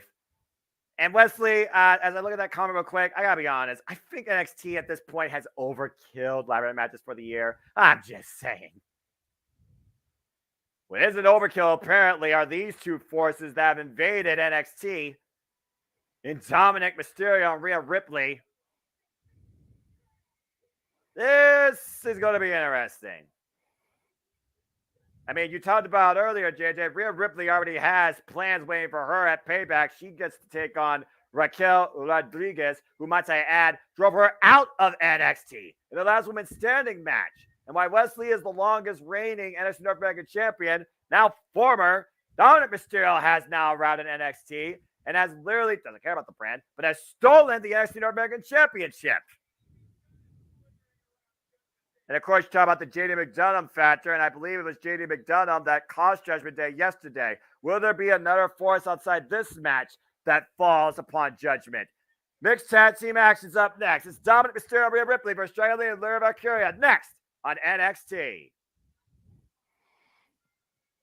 Oh, you've got to be kidding me. What? Seriously. Yes, sir. He makes his return September 1st to SmackDown. And for those that don't know, and his name is John Cena! I swear, this guy's never going to retire. See, but my $1 million question is this a one or two off appearance, or is he actually coming back for a run? That is what remains to be seen. If he's coming back for a run, could we be looking at number 17 in the near future? If he's coming back for a month, because they're announcing this, but they're also announcing him for the big India show that they're going to. Okay, that makes sense. So if it's maybe just for that, for like a little month to build up a storyline for that, probably not. Do we even want to see Cena as 17? Sound off in the comments. Let us know. And once the tag team match, mixed tag match is over, we will throw up your comments on that one. Yeah, definitely. So here's my simple stance on all of that. A long time ago, Ric Flair personally said to one Jon Stewart that cost John Cena a chance to become both World Heavyweight and United States Championship. Ric Flair says he would not mind if John Cena broke the record. He knows records are made to be broken, and if anyone should break it at this point, Ric Flair said the words John Cena. So I don't think your idea is too far-fetched. But that being said, the man's near 50 years old, JJ. And that's fair. And he already had. But then to piggyback off of that real quick, I don't mean to step on you. No, go ahead. Do you have him dethrone Seth Rollins, who's in the middle of trying to establish this new World Heavyweight Championship? Do you have him defeat the Tribal Chief, the head of the table? Neither one of those seems like it makes a whole lot of sense at this point in time. Completely agree. So then you have to think, okay, if it's not going to happen by WrestleMania, is his run going to be that long? That's the key factor here, is how long of a run is he coming back for? If he's going to be back for, let's say, a year, then yeah, I could see it maybe post WrestleMania. Money in the Bank, SummerSlam, win it again. Okay. Because right now he doesn't fit in any of the storylines. You've still got the Rollins Balor stuff going down. Right. You've got Priest with the briefcase. Right. You've got Roman doing Roman things. Whatever. You've got the demise of the bloodline. You've got Cody Rhodes is still an X factor. Right. Again, you've got Priest with the briefcase. Right. You've got Gunther with this historic Intercontinental title reign, who's a odds-on favorite for the Royal Rumble. So Right. where does Cena fit in the picture? Grayson Waller sub feud? Which is great for Grayson Waller, but that doesn't get him in the title picture. Well, considering the And only we're back title... here All right. live with Ava Raine and these two schism branches that carried her to the back. Did you notice the one on the left just looked both ways? Mm-hmm. Uh-oh. And here comes Ivy Nile. This is not going to end well. Wait a second. It's the Creeds. I knew it. What the hell? I knew it. Dynamite in full effect. What?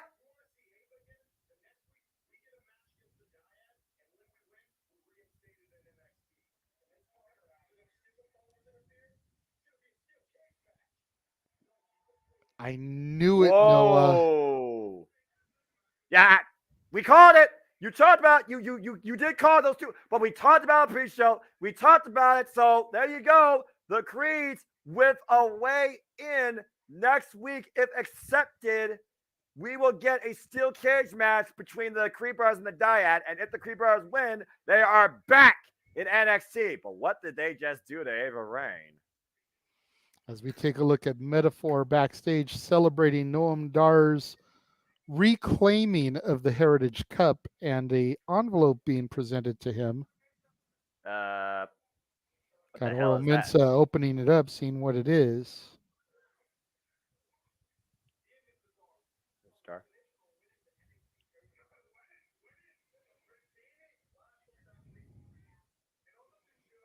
Sure.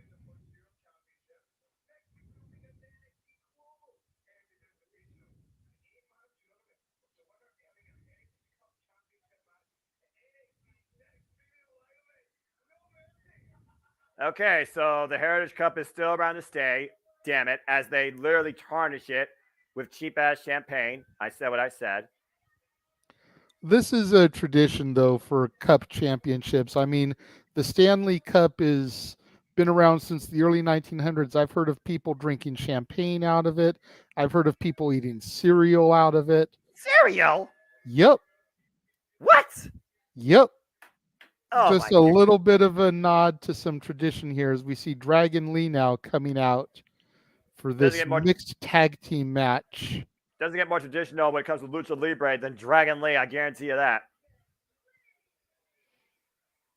Again, Rhea Ripley and Dirty Dominic Mysterio already in the ring to represent the Judgment Day. How does Judgment fall on a dragon and a rising Valkyrie as Lyra Valkyria makes her way to the ring? An individual at this point that I thought should have been NXT Women's Champion or NXT UK Women's Champion. An individual that has hung with the likes of the Final Boss and, of course, most recently, Rhea Ripley. And again, JJ, your NXT will be taking center stage on the bigger stage at the McCanns Bank Arena. NXT Premium Live event, folks, No Mercy, Saturday, December 30th. We will cover it here for you right here on the WWE Multiverse Media, so stay tuned for more on that. I so want to go to that, but there's nobody else that wants to go to the show in California, and I don't want to go alone. JJ, I'm going to speak to you as your friend and as also an individual fan. I walk alone in this world for a reason. It hasn't stopped me. If this is truly your passion, you want to do it, man, just freaking do it. I have no problem calling this solo for you, bro. No, I know you don't, bro, but like for me, I love doing this stuff with other people. Fair. It's just one of those things. Like I feel weird going to stuff solo. With the exception of like a movie or something, but like live events like this, concerts, sporting events, wrestling shows, like it's always so much more fun to have somebody else with you. As the match begins, Dragon Lee and Dominic Mysterio starting things out. Right, Great collar and elbow tie up. Dom working Dragon Lee in the corner. Oof. Dragon Lee with a good open palm strike, though, off the non-clean break. The double A takedown and the ground and pound by Dragon Lee. Again, no love lost here after Dominic Mysterio and Mommy made sure Dragon Lee did not leave with the NXT Championship. It's a cover. Bridge up. Cover again. Bridge up again. Oh, Dominic trying to add body weight to the cover. Meanwhile, Cazador rolled through. Oh, nice reversal. Hook in the leg. And 1 count only. Quick start here between these two luchadors. Dominic Mysterio and Dragon Lee. Again, Dominic Mysterio successfully defended his NXT North American Championship also at the recent show, Great American Bash, against, what was it? I almost forgot about who the field was, but I remember one that got planned for a table. The rope through. Landing right on Dom's shoulders there in the fireman's carry position. Exactly. Oh, that's right. It was Wesley and Mustafa Ali. I should have known it was the Lee and Lee. Single leg kick miss. Big palm strike. Dom Mysterio. Oh! Caught with a drop kick. Again, it's one of those things right now where, like you said, JJ, Dom Mysterio originally wasn't in NXT, but now he's in NXT with Rhea Ripley. And we've seen the growth and evolution of this young man's character in and out of the ring. Speaking of which, Tad to somebody that literally held down this brand. It was black and gold, and that is Mommy Rhea Ripley wanting Lyra Valkyria. Can I get this one-on-one for the WWE World Heavyweight Championship? Just saying. Be a hell of a match. Possibly something that they can work towards for No Mercy. This is what Lyra wanted, right? Lyra wanted this after Rhea said, show me. And Lyra showed what she was capable of when she beat Jessie James. We got a side headlock here. Again, I said before, a fire has been woken inside Lyra Valkyria since Rhea Ripley intruded on this NXT and motivated her in a way, I would say, out of the corner, up and over. And right now, Lyra uses her speed to her advantage. Beautiful hip toss there. Uh-oh. Oof. I thought she was going to hook her up for a riptide for a moment. Oh, wait a minute. Cazadora. Go for the bulldog counter. Up and over. Lands on her feet. Pushes Rhea off the ropes. Oh, good shoulder tackle.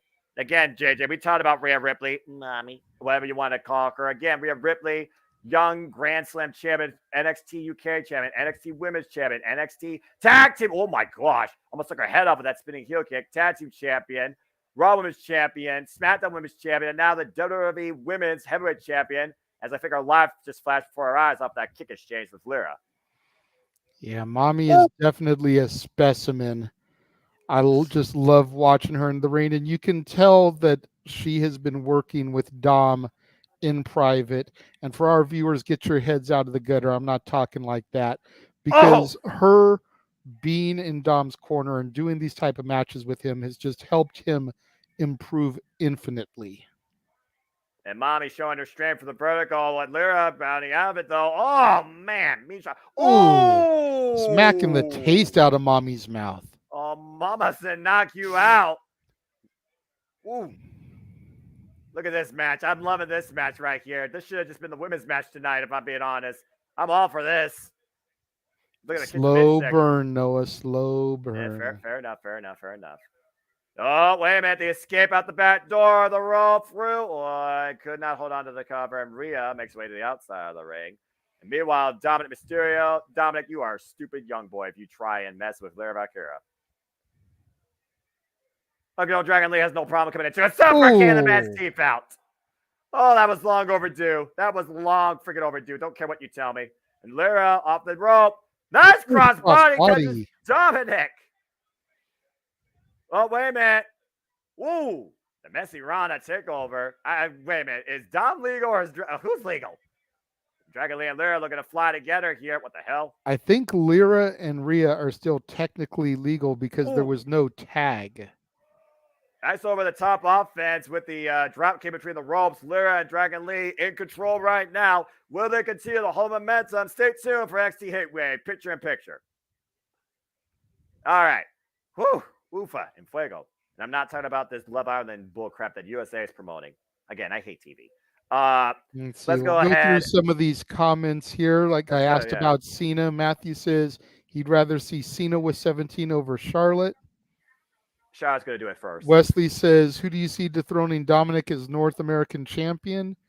JJ. Right now, I'm going to say Dragon Lee, but I honestly feel that if he can keep the momentum building that he showed in his earlier match today in the curtain jerker, don't be surprised if it's Trick Williams. Yeah, I think Trick Williams is a sleeper card right now for a mid-carder on the rise after what we saw tonight. Woo. Daniel says 17 title reigns, little too late for me.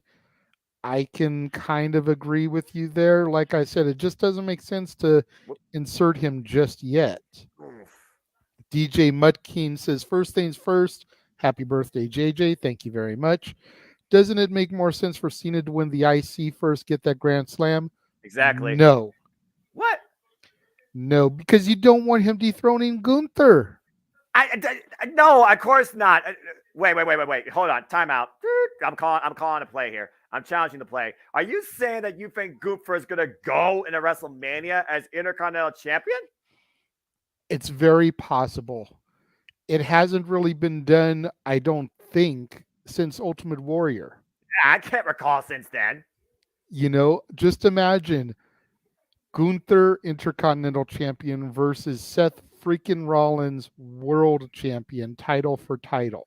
Yeah, literally WrestleMania Gunther callback. takes away the world title, relinquishes the IC title, having never been defeated for it, put it up in a tournament, and maybe have either Chad Gable or even Ludwig Kaiser pick up the belt in a tournament, just continuing to establish some dominance and some meaning to that championship. Nobody defeated him for it. Keith Lee did the same thing when he unified the NXT North American Championships at Great American Bash during the Black and Gold Post Network era. And the NXT North American Championship was then contested in a ladder match with the ladder match participants that qualified. So I could definitely see that to your point. So Matthew says called it. Wesley says, who called Creed Brothers return tonight? That was me, good sir. Him, the JJ. And now we got the women picking up speed in the ring. As well, again, I'm sure people are like, what's going on in the ring? Is mommy playing? Yes, she is. Are we back from commercial yet? No, not yet. Okay. So I'm just looking at the restaurant quality picture in picture, but hey, Lyra's on my screen, and Lyra's legitimate better. I'll keep going through this then while we're on commercial. I just wanted Daniel says, if Cena is going for 17, he should have done it last year at Money in the Bank. Disagree. Completely disagree. DJ Mudkeen, Cena's a great storyteller, and a story with Gunther would be huge for both. That I agree with, but he doesn't need to defeat Gunther. He needs to put Gunther over. In other words, don't do Rusev. When Rusev got the first win, then Rusev lost at WrestleMania, the United States Championship, as we are back at NXT Heatwave here. And we'll continue these comments on the next picture-in-picture or post-match. Good stuff, folks. And good stuff here in these four competitors. Again, JJ, this NXT Heatwave. Mixed tag team action here. It is Dominic Mysterio and Rhea Ripley of the Judgment Day versus Lyra Valkyria and Dragon Lee. And Rhea Ripley right now with a body lock for legs. Rhea Ripley's got Lyra Valkyria in a maneuver that I know a lot of the male fans wish that they could be in with her. For all the wrong reasons, but I digress. Depends on how you look at it, good sir. Good Lord Almighty. Some people are sick misogynists, is all I'm going to say. It's a car reversal pressure again, gets a 1 count. And still to come tonight, Von Wagner, whoever that is, takes on Baron Corbin. Of course, our main event where Camille Hayes defends the NXT Championship against Wes Lee. And after that confrontation earlier, I wonder how close the Dragunov will be. I'm a little bit surprised that they're putting Von Wagner versus Baron Corbin on so late. I thought that this match right here would be our semi-main event. Same, absolutely, same. Maybe. Do you think it'll go longer than Ivy Nile and Ava Raine? I don't know. Based on how much time is left, I doubt it. I don't think they did an overrun here on USA Network. Just gonna put that for a record. And they sometimes get a 5 to 10 minute overrun, yeah, but not by much. Ooh, Valkyria just laying those forearms and those elbows into Mommy's face. Those bare elbows right on the side of Mommy's jaw. Oh, there's a boot to the midsection to take Lyra off her feet. Big old kick and a stomp. Oh, ooh, face first into the knee. Yeah, need a face. And might be looking to hook her up. Uh-oh. Oh, boy. Oh, what the hell is this? Sheer strength and power of Mommy. The transition! And the stalling vertical suplex. Cover. Very like a disco cover. Didn't have no body weight on there. Flexing and blowing a kiss while she pinned. That's confidence right there, but there's such a thing as overconfidence. Take a look at this show. Yeah, I was going to say, JJ. That's arrogance. That's not confidence. Yeah. Arrogance, confidence. For Rhea Ripley, they might as well mean the same thing. That's fair. That's fair. Oof. I mean, if I had the strength of Rhea Ripley, I'd probably be that arrogant too. And so, suck it to Dragon Lee, courtesy of Rhea Ripley. Damn. And how many men would line up for that opportunity? JJ! Do not become a James. Do not make me say my phrase. JJ! It is my birthday, damn it. All right, fine. Then you deserve this. Damn it, JJ! You freaking idiot! And I'm just being honest, Noah. I'm not saying I'm rushing to the head of that line. I'm just saying how many men out there would line up for that opportunity. Unfortunately, let's be real. Yeah, I'm aware of the society that we live in. And once again, we're going for it again. They go for the well one too many times. They countered a DDT. Yeah, you had to know a counter was coming, going for the same maneuver that quickly. Well, again, we talked about before, how much is Rhea Ripley trying to prove Lyra, all right? Wants Lyra to prove her something. I think Lyra's proven more than her work tonight in this mixed tag team match. Again, definitely. The women are Dragon Lee clamoring for that hot tag, but Mommy still has Lyra Valkyria prone position here, dominating her. Oh, you say that for the moment. Whoop, went for the boot, misses, and Lyra. Oh! Roundhouse kick. Dom gets the tag on Mommy there. That's a knockout shot right there, JJ. She's lucky she wasn't involved in the covers. Got tagged to Dragon Lee finally, and the men picking up speed here, quite literally. Again, this heated mixed tag confrontation as Dragon Lee squares up against Mysterio, takes him over the tiaras. And Dragon Lee following up now. Uh-oh. And Dragon Lee. Oh, the Dragon Screw Leg Whip. Damn, that move has to suck. Yeah, Dragon Lee with the Dragon Screw. How fitting. I didn't think I was going to call that tonight. Now we just need him to break out the Dragon Dagger and summon the Dragon Zord. How about that dagger in the back and the cover, hook in the leg, and a 2 count. It is Power Month after all. And please follow the newest affiliate, the Multiverse of Mia.Tilla, and stay tuned always for her Rangers content and wrestling reviews. There's a roll up, deep stack, the roll for up. I was going to try to go for a matchbook cover there. There's a knee in the midsection, a body shot by Dominic Mysterio. Again, Dirty Dom will do what he needs to win. Drop toe, you've got to be kidding dial me. Operator. No way. Your call cannot be completed as dialed. Please hang up and try again. And meanwhile, up and over. Planted out powerbomb cover. Careful to win. Rhea saves the match. Mommy at the opportune moment. Lyra Valkyria just throwing her to the outside. Yeah, Mommy saves her boy. Meanwhile, Lyra caught by Rhea. Uh-oh. Oh, the power. That's going to go into the barricade. Yep. Saw that coming a mile away, and Mommy just laughs. For whom the bell tolls with that pendulum swing into the barricade for Lyra. And speaking of for whom the bell tolls. Oh, is that what Raquel? The hell? It's Raquel Rodriguez. Yeah, that's Raquel Rodriguez. We're literally going back to where NXT used to begin with these two. Like I said, these two fought each other to a last woman standing match. That Exile remake from NXT. Now, Dragon Lee picked up speed as we got the 2 legal men still in the ring. This became a 1-1 contest. Up and over, the cover to Dragon Lee wins! Dragon Lee just pinned the North American champion. You got to think that's going to catapult him up in contendership. I would call that an upset, and absolutely, JJ, it should be an after effect. Wow, Judgment Day falls short. Justice served, courtesy of Dragon Lee and Lyra Valkyria, with an assessed run-in by Raquel Rodriguez, probably running back Rhea Ripley to Monday Night Raw as we're speaking. What a match, though. Yeah, absolutely. That was a great match, and the surprise of Raquel Rodriguez there to help further their storyline coming soon at Payback, as you alluded to earlier. Go backstage, we see him, Carmelo Hayes, and Trick Williams in the locker room. You know that Carmelo Hayes has to be impressed with what Trick did. Absolutely. Okay, you think about how well those two work together as a duo. You wonder, you see the title between them. Could this be a future match, JJ? I definitely think it could happen in the very near future. Probably not, but is this something that we could get a slow burn to? Maybe Stand and Deliver next year? Absolutely. How fitting to see Again, it. you think about it next year, Philadelphia, the city of brotherly love. These two have been like brothers in NXT, the way they've ran. You look at Trick grabbing the belt, kind of admiring it for a minute before handing it to Mello. Can't major respect with these two that have been together since day one, but Trick Williams claimed his moment tonight. Meanwhile, we go backstage again. Tiffy time again. On her phone. She's got more mentions than Grayson Waller.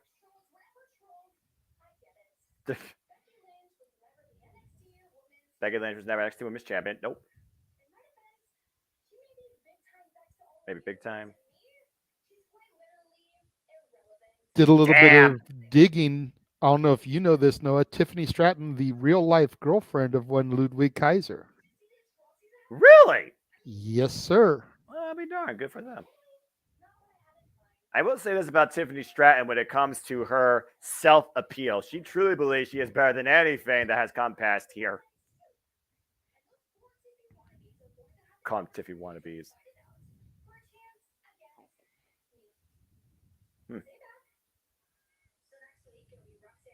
So Roxanne, first Gigi, first Kiana, first Blair, Fatal 4-Way, winner match, faces her for the title.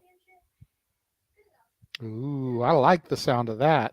And I'm guessing that title match would have to be at No Mercy. It makes sense. Yeah, definitely going to have the contendership here in the next couple of weeks. Maybe not next week, maybe the week after. But coming up next, it's going to be Von Wagner and his Cinderella story versus Baron Corbin. Burn the ships.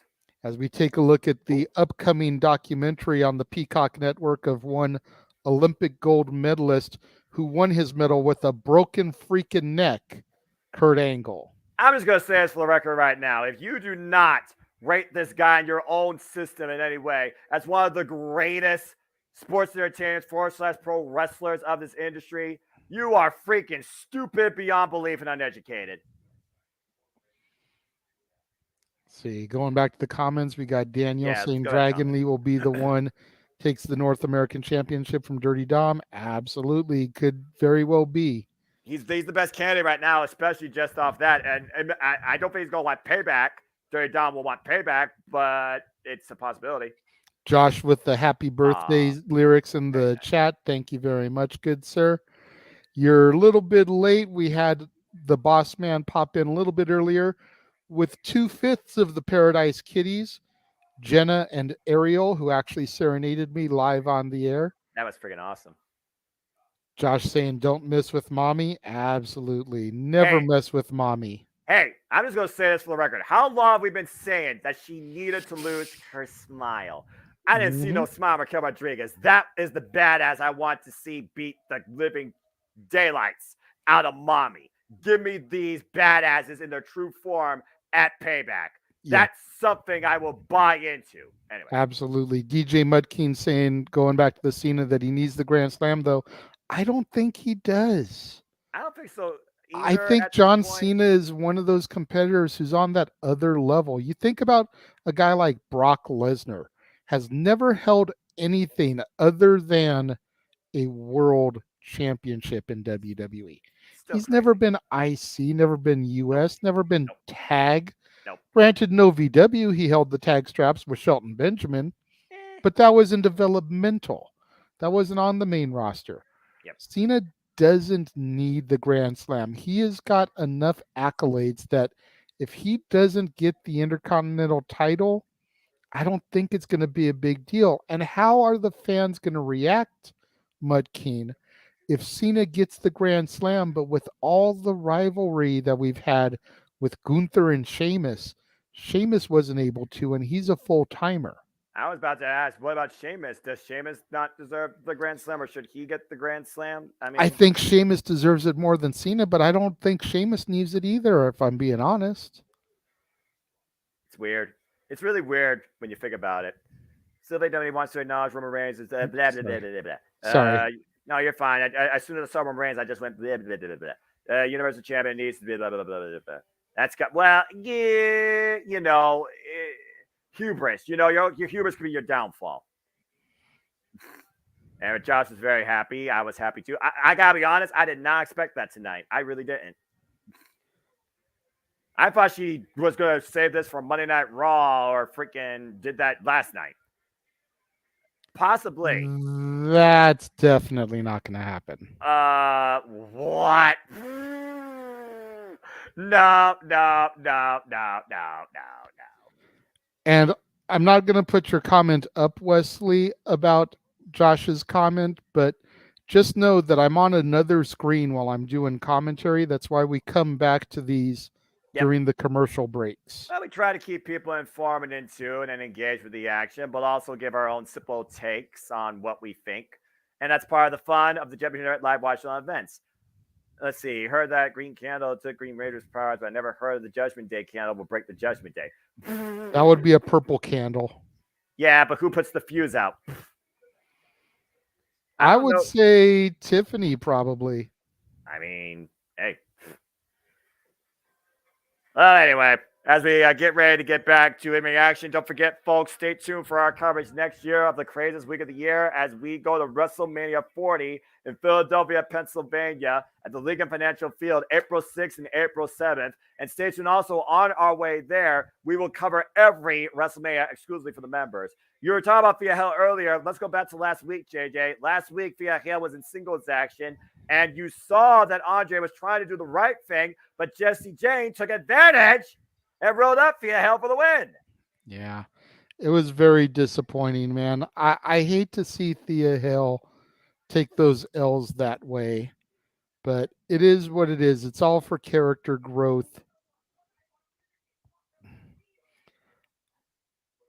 I don't know. Do you know about the app Cameo where you can get celebrities to send you video greetings?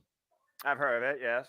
I was this close last night to pulling the trigger for one from Thea Hale and having her send me a birthday greeting.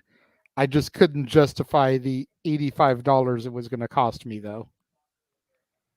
But I was that close, Noah, so that we would have a video from Thea Hale on NXT Heatwave today. That'd be hilarious. Oh, wait, what the heck's happening here? Possibly a little mutual respect. People like this. JJ, this might be a little bit far-fetched, but I think we just saw the idea of another women's tag team on hand. You know, JC Jane was best in the tag team with Gigi Dolan. For her to get back to the tag team roots, I think would just be amazing. As this match is already underway. I'm a little disappointed because I was hoping to hear that Baron Corbin theme because I like that theme as he's driven Von Wagner into steel steps. And you were wondering how long this match was going to be. Well, I think you're getting your answer, JJ. Not very long at all as the bell has not rung yet, I think. Good grief. And Baron Corbin off the apron. Ring, clothesline to Von Wagner. Von Wagner's not even out of his jacket yet. But now he is. Oh, man. Driven side first in the apron. Again, we talked about, though, Baron Corbin is bringing something out of Von Wagner we probably haven't seen in a while, even though people still probably don't know who the hell Von Wagner is. You even talked about those video packages about one of these two earlier that really gave a more in-depth look. Oh! Whoop, counter. And to your point, Von Wagner is bringing something out of Baron Corbin we haven't seen in a long time either. This animalistic side of Corbin.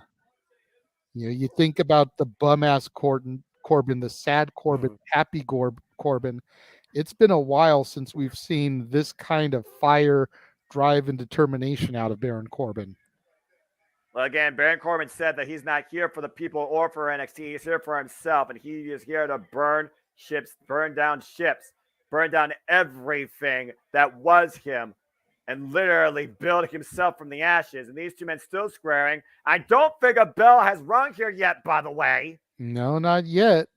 And I'm starting to wonder if one is even gonna run, or if they're just gonna end up throwing this out. Well, I guess this isn't as bad. You as see the referee following Von Wagner, trying to get some kind of order here. You know, I'm glad that I'm home at my glass table because I think the announce table is about to become a friggin' accessory. Was wondering when it was going to happen. They've been away from the announce table all night. Backdrop suplex on the floor by Baron Corbin. And now has his hands on Robert Stone. Uh-oh. And Robert Stone now. Oh! Corbin caught off guard there. Oh, big boot, test style. I'm about to say, that is definitely a big boot in the highest. I literally get shades of test from Von Wagner just from that boot alone, if I'm being honest with you. Shades of the late great test. Yeah, but he didn't do a whole lot, unfortunately. And Von Wagner. Oh, Jesus. Braun Breaker with the spear out of nowhere. With the best spear in the business, says his tank top, broke Von Wagner in half. 0 to 100. That was a fucking fireball, JJ. Jesus. Speaking of fireball, I may give me a shot of that a little bit later in time for the main event. Cheers to you. What the hell? And I don't know if I agree with that being the best spear in the business. Yeah. And that is it. We go backstage to Joe Gacy and the Dyad, the Schism, Ava Rainless, as she is still caught up with the Creeds and Ivy Nile. And Joe Gacy does not look happy. Does he ever, though, really? He looks deranged. He looks crazy. Right now, he looks angry, but does he ever look happy? Answer, no. Looks like they will agree. And you got to give some props to the grizzled young veterans here, you know, even knowing that they were denied their release, even knowing that that date is around the corner, they are still putting their everything into this storyline and the angle. That's some true professionalism there. Well, we're going to see who's truly a professional, who's truly worth being called NXT champion. It's been a wild night here at NXT Heatwave. Emotions running high, tempers flaring. But now it is time to prepare for our main event. NXT Championship on the line, folks, as we will see if Wes Lee can overcome him. Carmelo Hayes defend the gold. That is next. Well, first off, damn, Braun Breaker. That spear was ridiculous, though. I'm not going to lie. Definitely not the best spear in the business, but that was a ridiculous-ass spear.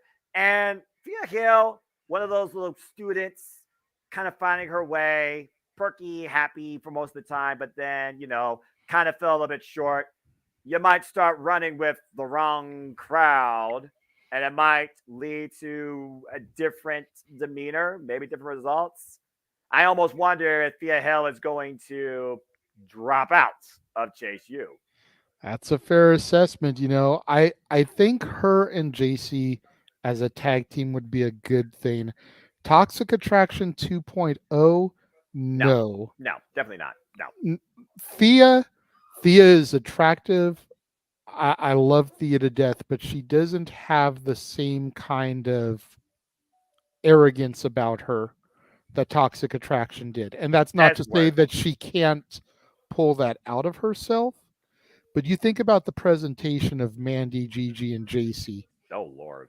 And the closest thing I think that you could get to a Toxic Attraction 2.0 right now in NXT would be Tiffany Stratton. She very well could fill that Mandy role. Honestly, though, Tiffany Stratton might as well recreate the beautiful people. I mean, she's pink, sparkly, and stunning. So there you go.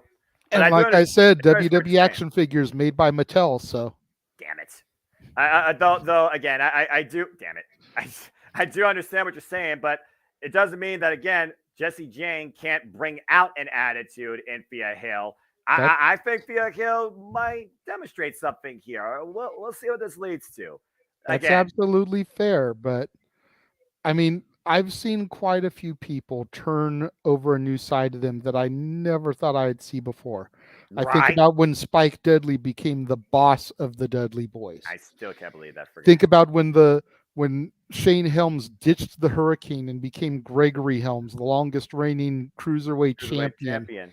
Yep. It's like after all those years of being the Hurricane, I didn't see that coming. And for a while, I didn't believe it. Right? Eventually, I did, but I didn't for a while. Shannon Moore, you think about how he went from 3 count to the Mattitude follower to go into TNA and doing Ink, the ink. dilly gaff, you know. Ink. Yep. Whoa, what the hell? Where did that come from, you know? I mean, So, I mean, weird things happen. it does happen. It It does doesn't happen. matter. It doesn't matter if it will happen. Not so much that it can't or can happen. The result versus the possible premise. So I get what you're saying. Let's see what we got here. I'd rather see a heel tag team of court. Where is Cora Jade anyway? Cora Jade took her leave for a while from NXT, and images emerged on her Instagram yesterday where she has been surgically enhanced, we'll say. Oh Lord. And people have actually been pointing out the fact that when Tiffany Stratton got enhanced, she then became NXT Women's Champion and got this monster push. Could we see something similar for Cora? I mean, she is Braun Breaker's girlfriend, and they haven't really pushed her the same way that they have Braun. I'm still waiting for them, now that they are both heel, to be this McMahon Helmsley era type of power couple on my NXT. So Tiffany Stratton is literally wrapped in plastic. Okay, duly noted. Well, I guess It's you fantastic, apparently. Once yeah, again, yeah, if you missed Noah doing Barbie Girl on open mic night, go to the archives and check that out. As well as him and Jeff doing Wannabe by the Spice Girls. I am so sorry, by the way, again, Caitlin. Anyway, let's go back to last week. As we saw last week in number one contendership, Wesley was able to once again overcome Dijak and his Street Justice, but it didn't come without help. As Dijak, of course, right now looks to deal justice to one Eddie Thorpe. Uh-oh.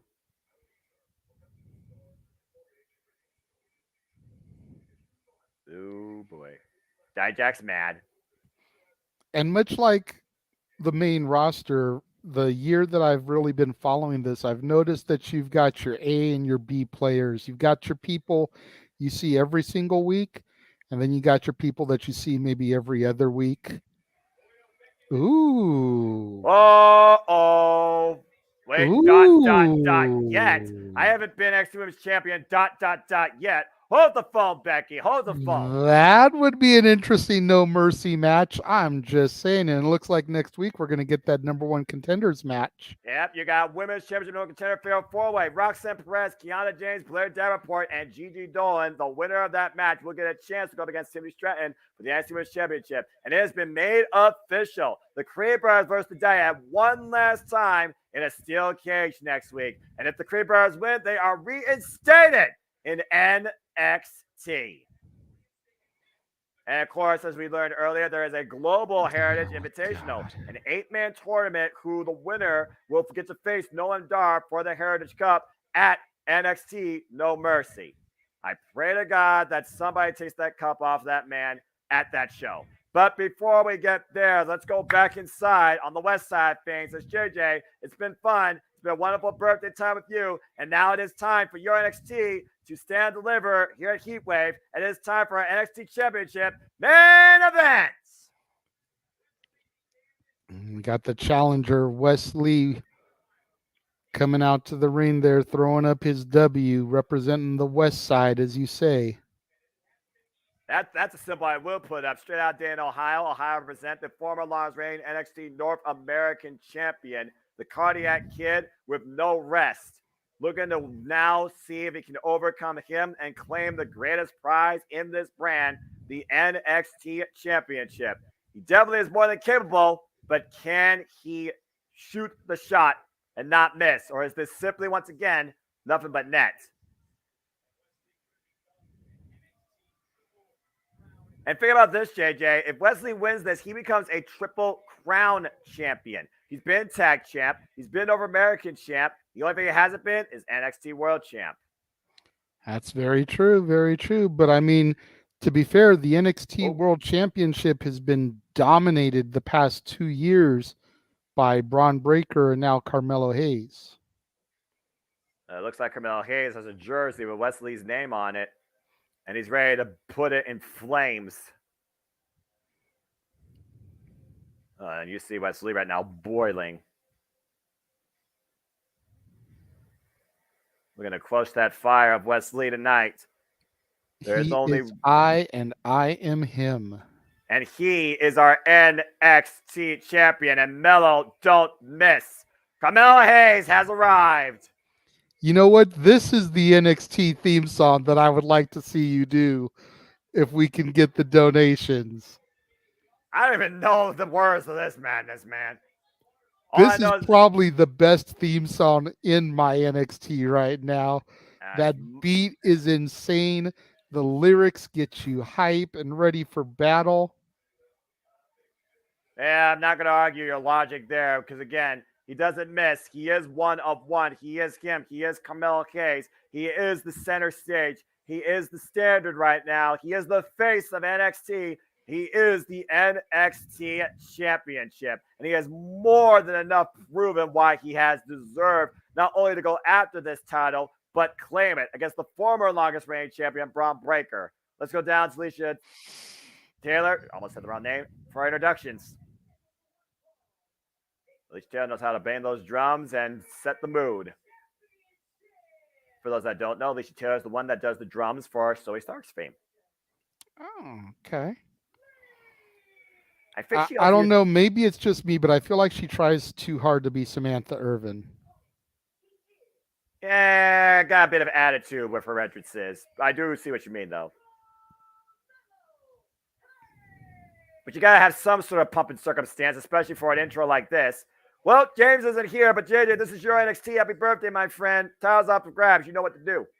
Yes, sir. As the referee raises the bell in the air, this contest for the NXT Heavyweight Championship. The champion, Carmelo Hayes, him, Melo don't miss, defending against Wes Lee. And here we go. Main event, folks. Use the hashtag NXT Championship. We got to call the time to kick things off here. This is our main event of NXT Heatwave. First time ever one-on-one, Wesley versus Carmelo Hayes for the NXT Championship. Ooh, went for a kick immediately. There's a roll through. Both men have their opponents well scouted so far, ducking a lot of offense here. I mean, you consider Wesley and Carmelo Hayes, they both have been around pretty much the entire duration of your NXT. Ooh. Whoa. Nice forward kick. Again, Carmelo Hayes scouted that. And both of these men right now just trying to pick a limb and hit the shot. Stalemate in the early going. This is giving me RVD Jerry Lynn vibes. Bar none. I admit that was a good exchange. Good kickoff here. Two physical specimens, two athletic young men, okay. Two men who you could very easily consider the future of WWE wrestling. And Carmelo Hayes is like, all right, I see you. With that quick little attempt for a decision there by Wesley. Again, Wesley, he literally took on the world's NXT North American Championship. Survived 5-way encounters. Won it in a ladder match. Took on all comers. Meanwhile, Carmelo Hayes, he raised the game with the NXT North American Championship. Oh! That Wesley took from Carmelo Hayes under a multi-man circumstance. And Carmelo Hayes lost to Wesley in a one-on-one rematch. What a stage Spanish fly. Good grief. NXT title on the line in the early going right now. Neither man in the driver's seat. Stay tuned as we keep up with the action for you. And Wrestler Clyde, picture in picture. Good Lord. Just freaking recoiled him into that freaking walk in, the standing Spanish fly. Again, JJ, Wesley won the NXT North American Championship under multi-person circumstance. But when Carmelo Hayes finally got his one-on-one rematch, Wesley was able to win. Could this be Wesley's arrival here at NXT Heatwave?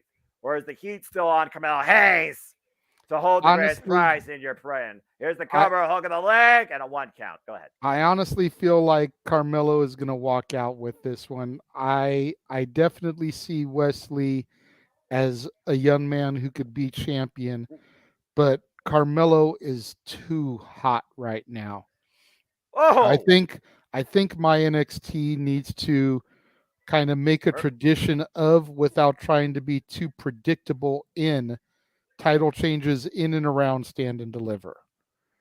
Well, Give these guys a good almost year run with the belts instead of just quick title changes. Yeah. I got you. We discussed this on open mic night and how lengthy title runs are like a thing again, and it's a beautiful thing because we're getting championships that matter. Excuse me, it wasn't open mic night, it was on the No DQ review. Botch. Yep. But we're getting these title reigns that actually matter for something and make the titles mean something. You don't want to go back to the days of hot-shotting these titles like the AEW TNT Championship, just as an example. Well, Darby Allin even admits that this title has lost prestige, has lost identity, has lost legitimacy, because it's become a hot potato. Darby Allin Lee has echoed yours and every fan's sentiments. He wants to restore value to the TNT Championship, which is why I'm pulling for him at AEW All Out. Stay tuned for our coverage post for All Out and net breaker here on the WWE Multiverse media, by the way, too, these upcoming weekends. And here's the cover by Wesley, hook of the leg, and a 2 count. And we go back to talk about championships. We always say it. It's not the championship that makes the champion. It's the champion that makes the championship. And whether or not it's about the amount of defenses you have or the legacy you leave with it, it really comes down to subjective fan meaning. But I look at the NXT North American Championship. I would say the greater champion for that title, since I've seen it, was Leslie. Now, as far as the NXT Championship, that has much more history. I'm talking about men that held it like Kevin Owens, like Finn Balor, like Samoa Joe, and to make more things recent, in your NXT, of course, actually the only one in your NXT for that matter, damn it, that wasn't Dolph Ziggler, Braun Breaker. Yeah. That's a hell of a pedigree for Carmelo Hayes to live up to, and one for Wesley to arrive to. Oof. And you think about how the North American title has kind of been the Intercontinental Championship for NXT. You think about Carmelo Hayes and his runs as North American champion and how it catapulted him to the main event, defeating Braun Breaker at Stand and Deliver earlier this year, WrestleMania weekend. You think about Wes Lee and how he's now here in the main event, challenging Carmelo Hayes. Again, is it his opportunity? Is it his time to dethrone him? I don't think so, but that doesn't mean that his day in the spotlight won't come in 2, 3, 4 months. Doesn't mean his flame will be extinguished either after tonight, as this is his first main event chance in the NXT North American Championship. Carmelo Hayes is very familiar, though, underneath these lights. Like you said, he won it back at Stand and Deliver and has been a fighting champion since. Only so far defended against Braun Breaker, Grayson Waller, but he survived Ilya Dragunov. That truly shows the testament of how he has arrived to become NXT champions. Both these men right now are just squaring out in the middle of the ring. Get to the midsection by Carmelo, up kick. Big shot. Wesley still on his feet, though, falls in with one of his own. And we know what these two men are capable of and the heart and the will that they will show. There's a reason why Wesley's called the Cardiac Kid. Carmelo Hayes up and over, takes him down with a clothesline. And it hand drop. Oof. And that's not in Ohio, folks, as far as I know. Irish whip. Carmelo Hayes just throwing himself at his opponent. Constant offense with the super kick. Falls in the cover. Hook of the leg. And to retain. That was a 2 count only. Woof. You see Carmelo Hayes right now. Maybe a little bit winded. Maybe a little bit surprised. And again, also, let's put this in perspective, JJ. This is the first time we're seeing Carmelo Hayes defend the title without Trick Williams as backup. That's another fair point. Wes Lee's been running solo for a minute, but Carmelo has always had Trick at his side. The diesel to his Shawn Michaels, if you will. Yeah, he wasn't just a hype man. He was also difference maker, inadvertent or not, on multiple occasions. So this is going to be an interesting test for Melo to see if he can do this on his own. Oof. Nice knee to the dome as Wesley transitioned over. He looked for that clothesline. Oh, got caught with a running Meteora. And a deep hook of both legs. New champion. No, not enough. Woof. Wesley cannot allow himself to get frustrated, though. He needs to stay on top and not let his emotions get the better of him. Oh! And he scouted that one, catching Carmelo Hayes with that super kick. Was he looking to hook him up here? Oh! Landed him. Didn't go for the cover, though. Looking to add more offense. Up to the high risk district. Wesley looking to fly tonight. NXT Heatwave. That's what made him a champion in the first place, too. Oh! No. That was so close. 2 3/4. Look at this, JJ. Look at this. The rotation. That corkscrew splash of sorts. Or tornado splash, honestly. It's what got him the #1 contendership. With how many revolutions he got on the way down. He also has retained the NXT North American Championship in the past with that move. Again, we've seen Wesley overcome Ilya Dragunov, Dragon Lee, Axiom, Nathan Frazier, just to name a few people during his illustrious reign as North American Champion. Again, to continue to grow in this business, you have to challenge yourself to be better. You can't be content. And Wesley looking for that cardiac kick. Carmelo Hayes got it, though. Up and over. The front headlock. Taking him. Oh! Drop down face first. What's Hayes looking for here? Kind of a cutter style maneuver into a code breaker. That was a straight up lug blower. Cover 2. Code breaker. Ooh! 2.5.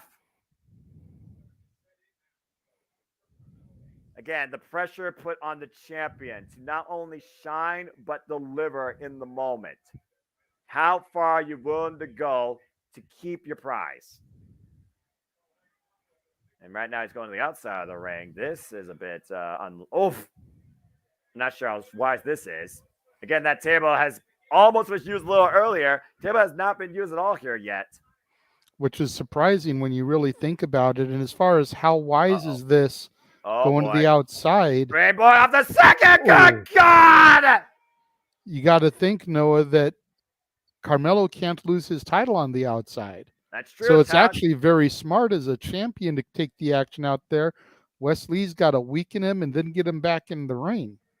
Carmelo Hayes just weakened Wesley with that freaking springboard strike, planting his body into Wesley through the damn announce table. But he's got to bring him back inside the ring to pin him. I think that's the pride of the champion, JJ. I don't think many champions want a count out because it doesn't really prove anything. And even the opponent can use that against them to garner maybe a rematch. At the end of the day, yes, you're trying to retain the championship, but you are also trying to beat your opponent. Cardiac kick connects!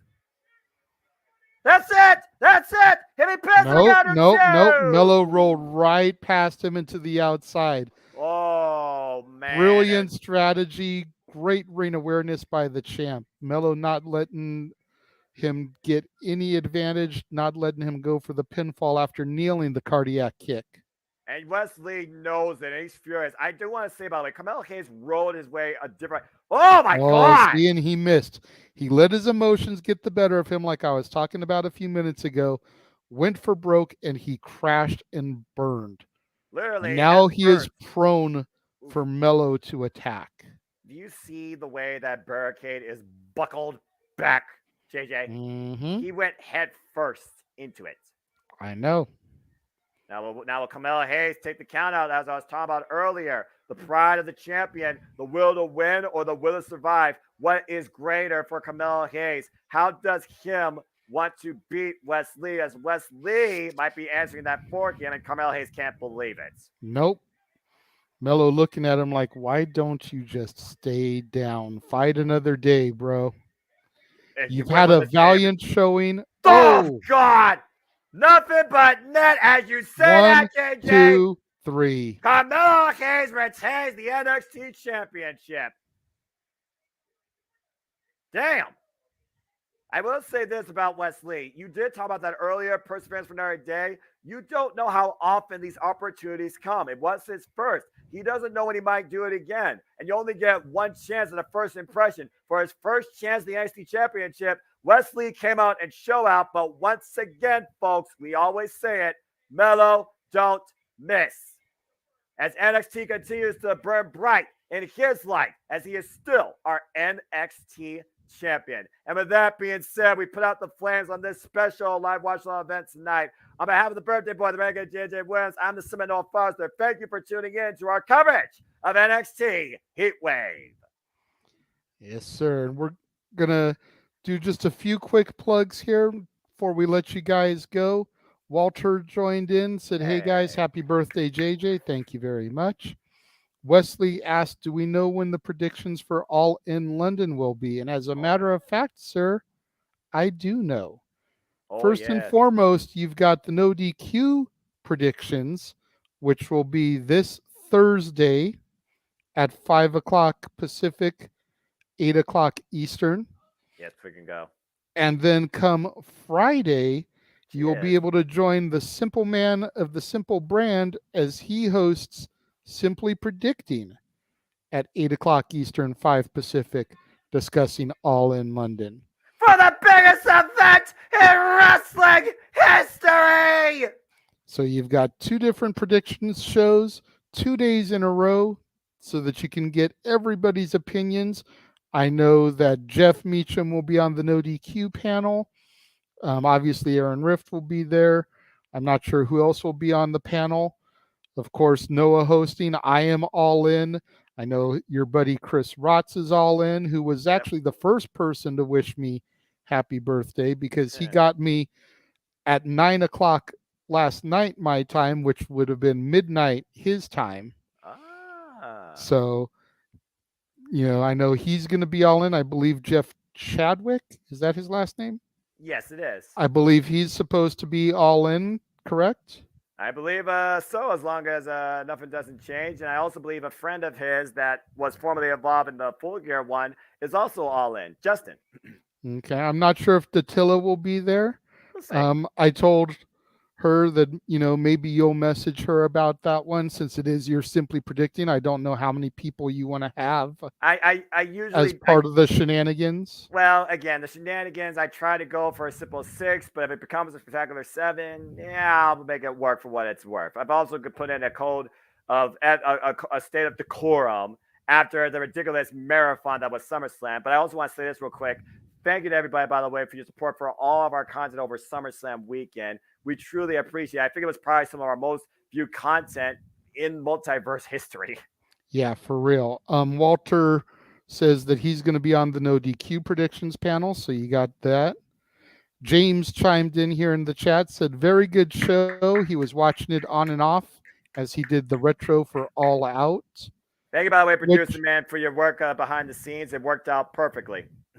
Yes, which, if James says that a WWE show, and especially an NXT TV special, is good, there's some merit behind it, because the last time he had to step in and do commentary for an NXT TV special, he said it was hot garbage and that he would never do it again.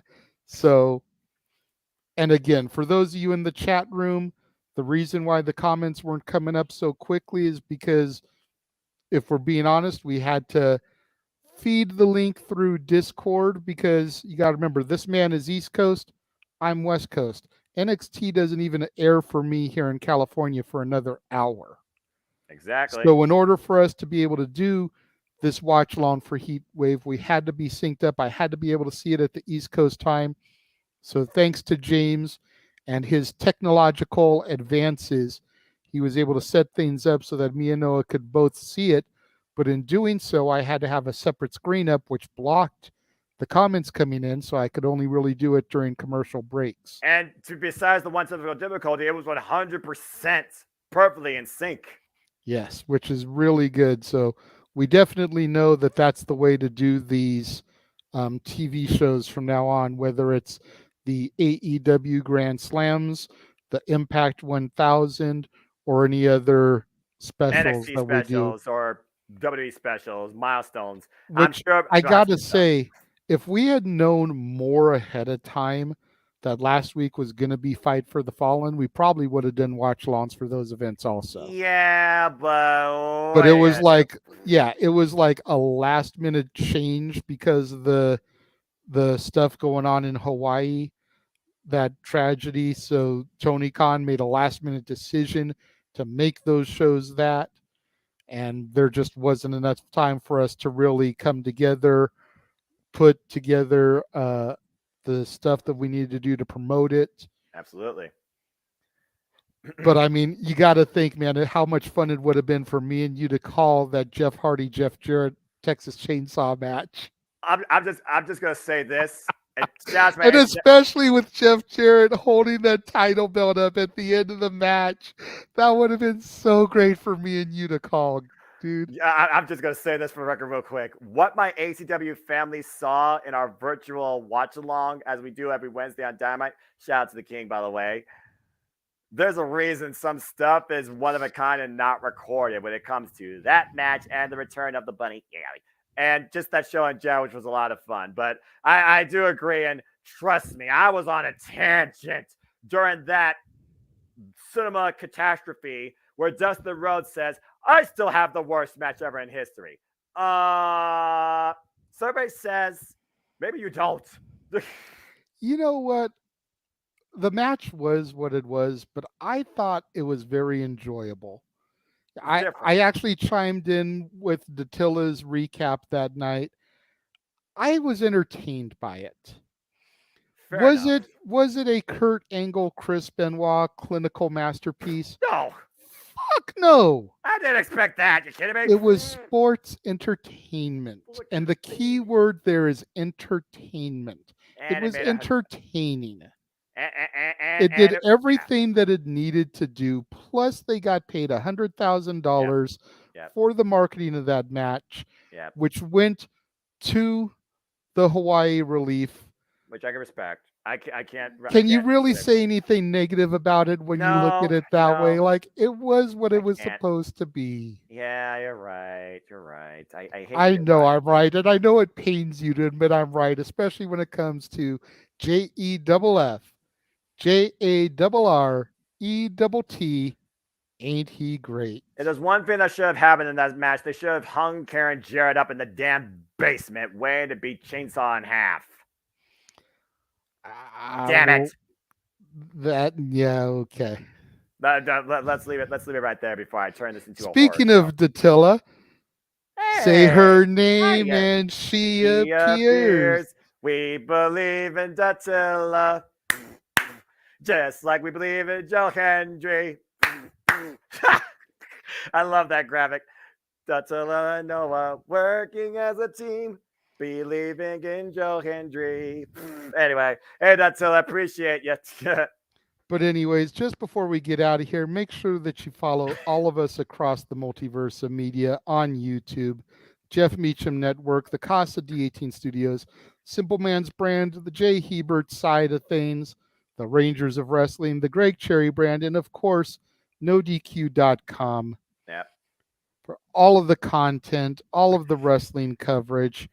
Make sure that you subscribe to the members only section of the Casa D18 Studios channel, where this Saturday you will get to see Noah and I call this classic SummerSlam confrontation between the World Heavyweight Champion Chris Benoit and the Legend Killer, the baby-faced 24-year-old at the time, Randy Orton. Still crazy. Make sure you get out there and you vote for which matches you want us to call for September. Noah's poll officially ends at noon tomorrow, and it is currently a three-way tie between Fall Brawl 97, Unbreakable 05, and Takeover Fatal 4-way. The next one that is going to go live will be James's. Those are the choices you've got. Anarchy Rules 99, where Taz lost the ECW title in a three-way dance that also included Mike Awesome and Masato Tanaka. You had the Unforgiven 2000. I want to say it was a steel cage match between the Hardys and Edge and Christian. I think it was, actually. You got Unforgiven 03 with Randy Orton versus Shawn Michaels. Very, very early on in the Legend Killer gimmick. No Surrender 09, Lethal Lockdown, and Backlash 2016 as Ambrose defends his title against the phenomenal one, AJ Styles. Of course, we've got a whole bunch of watch-alongs coming up this week.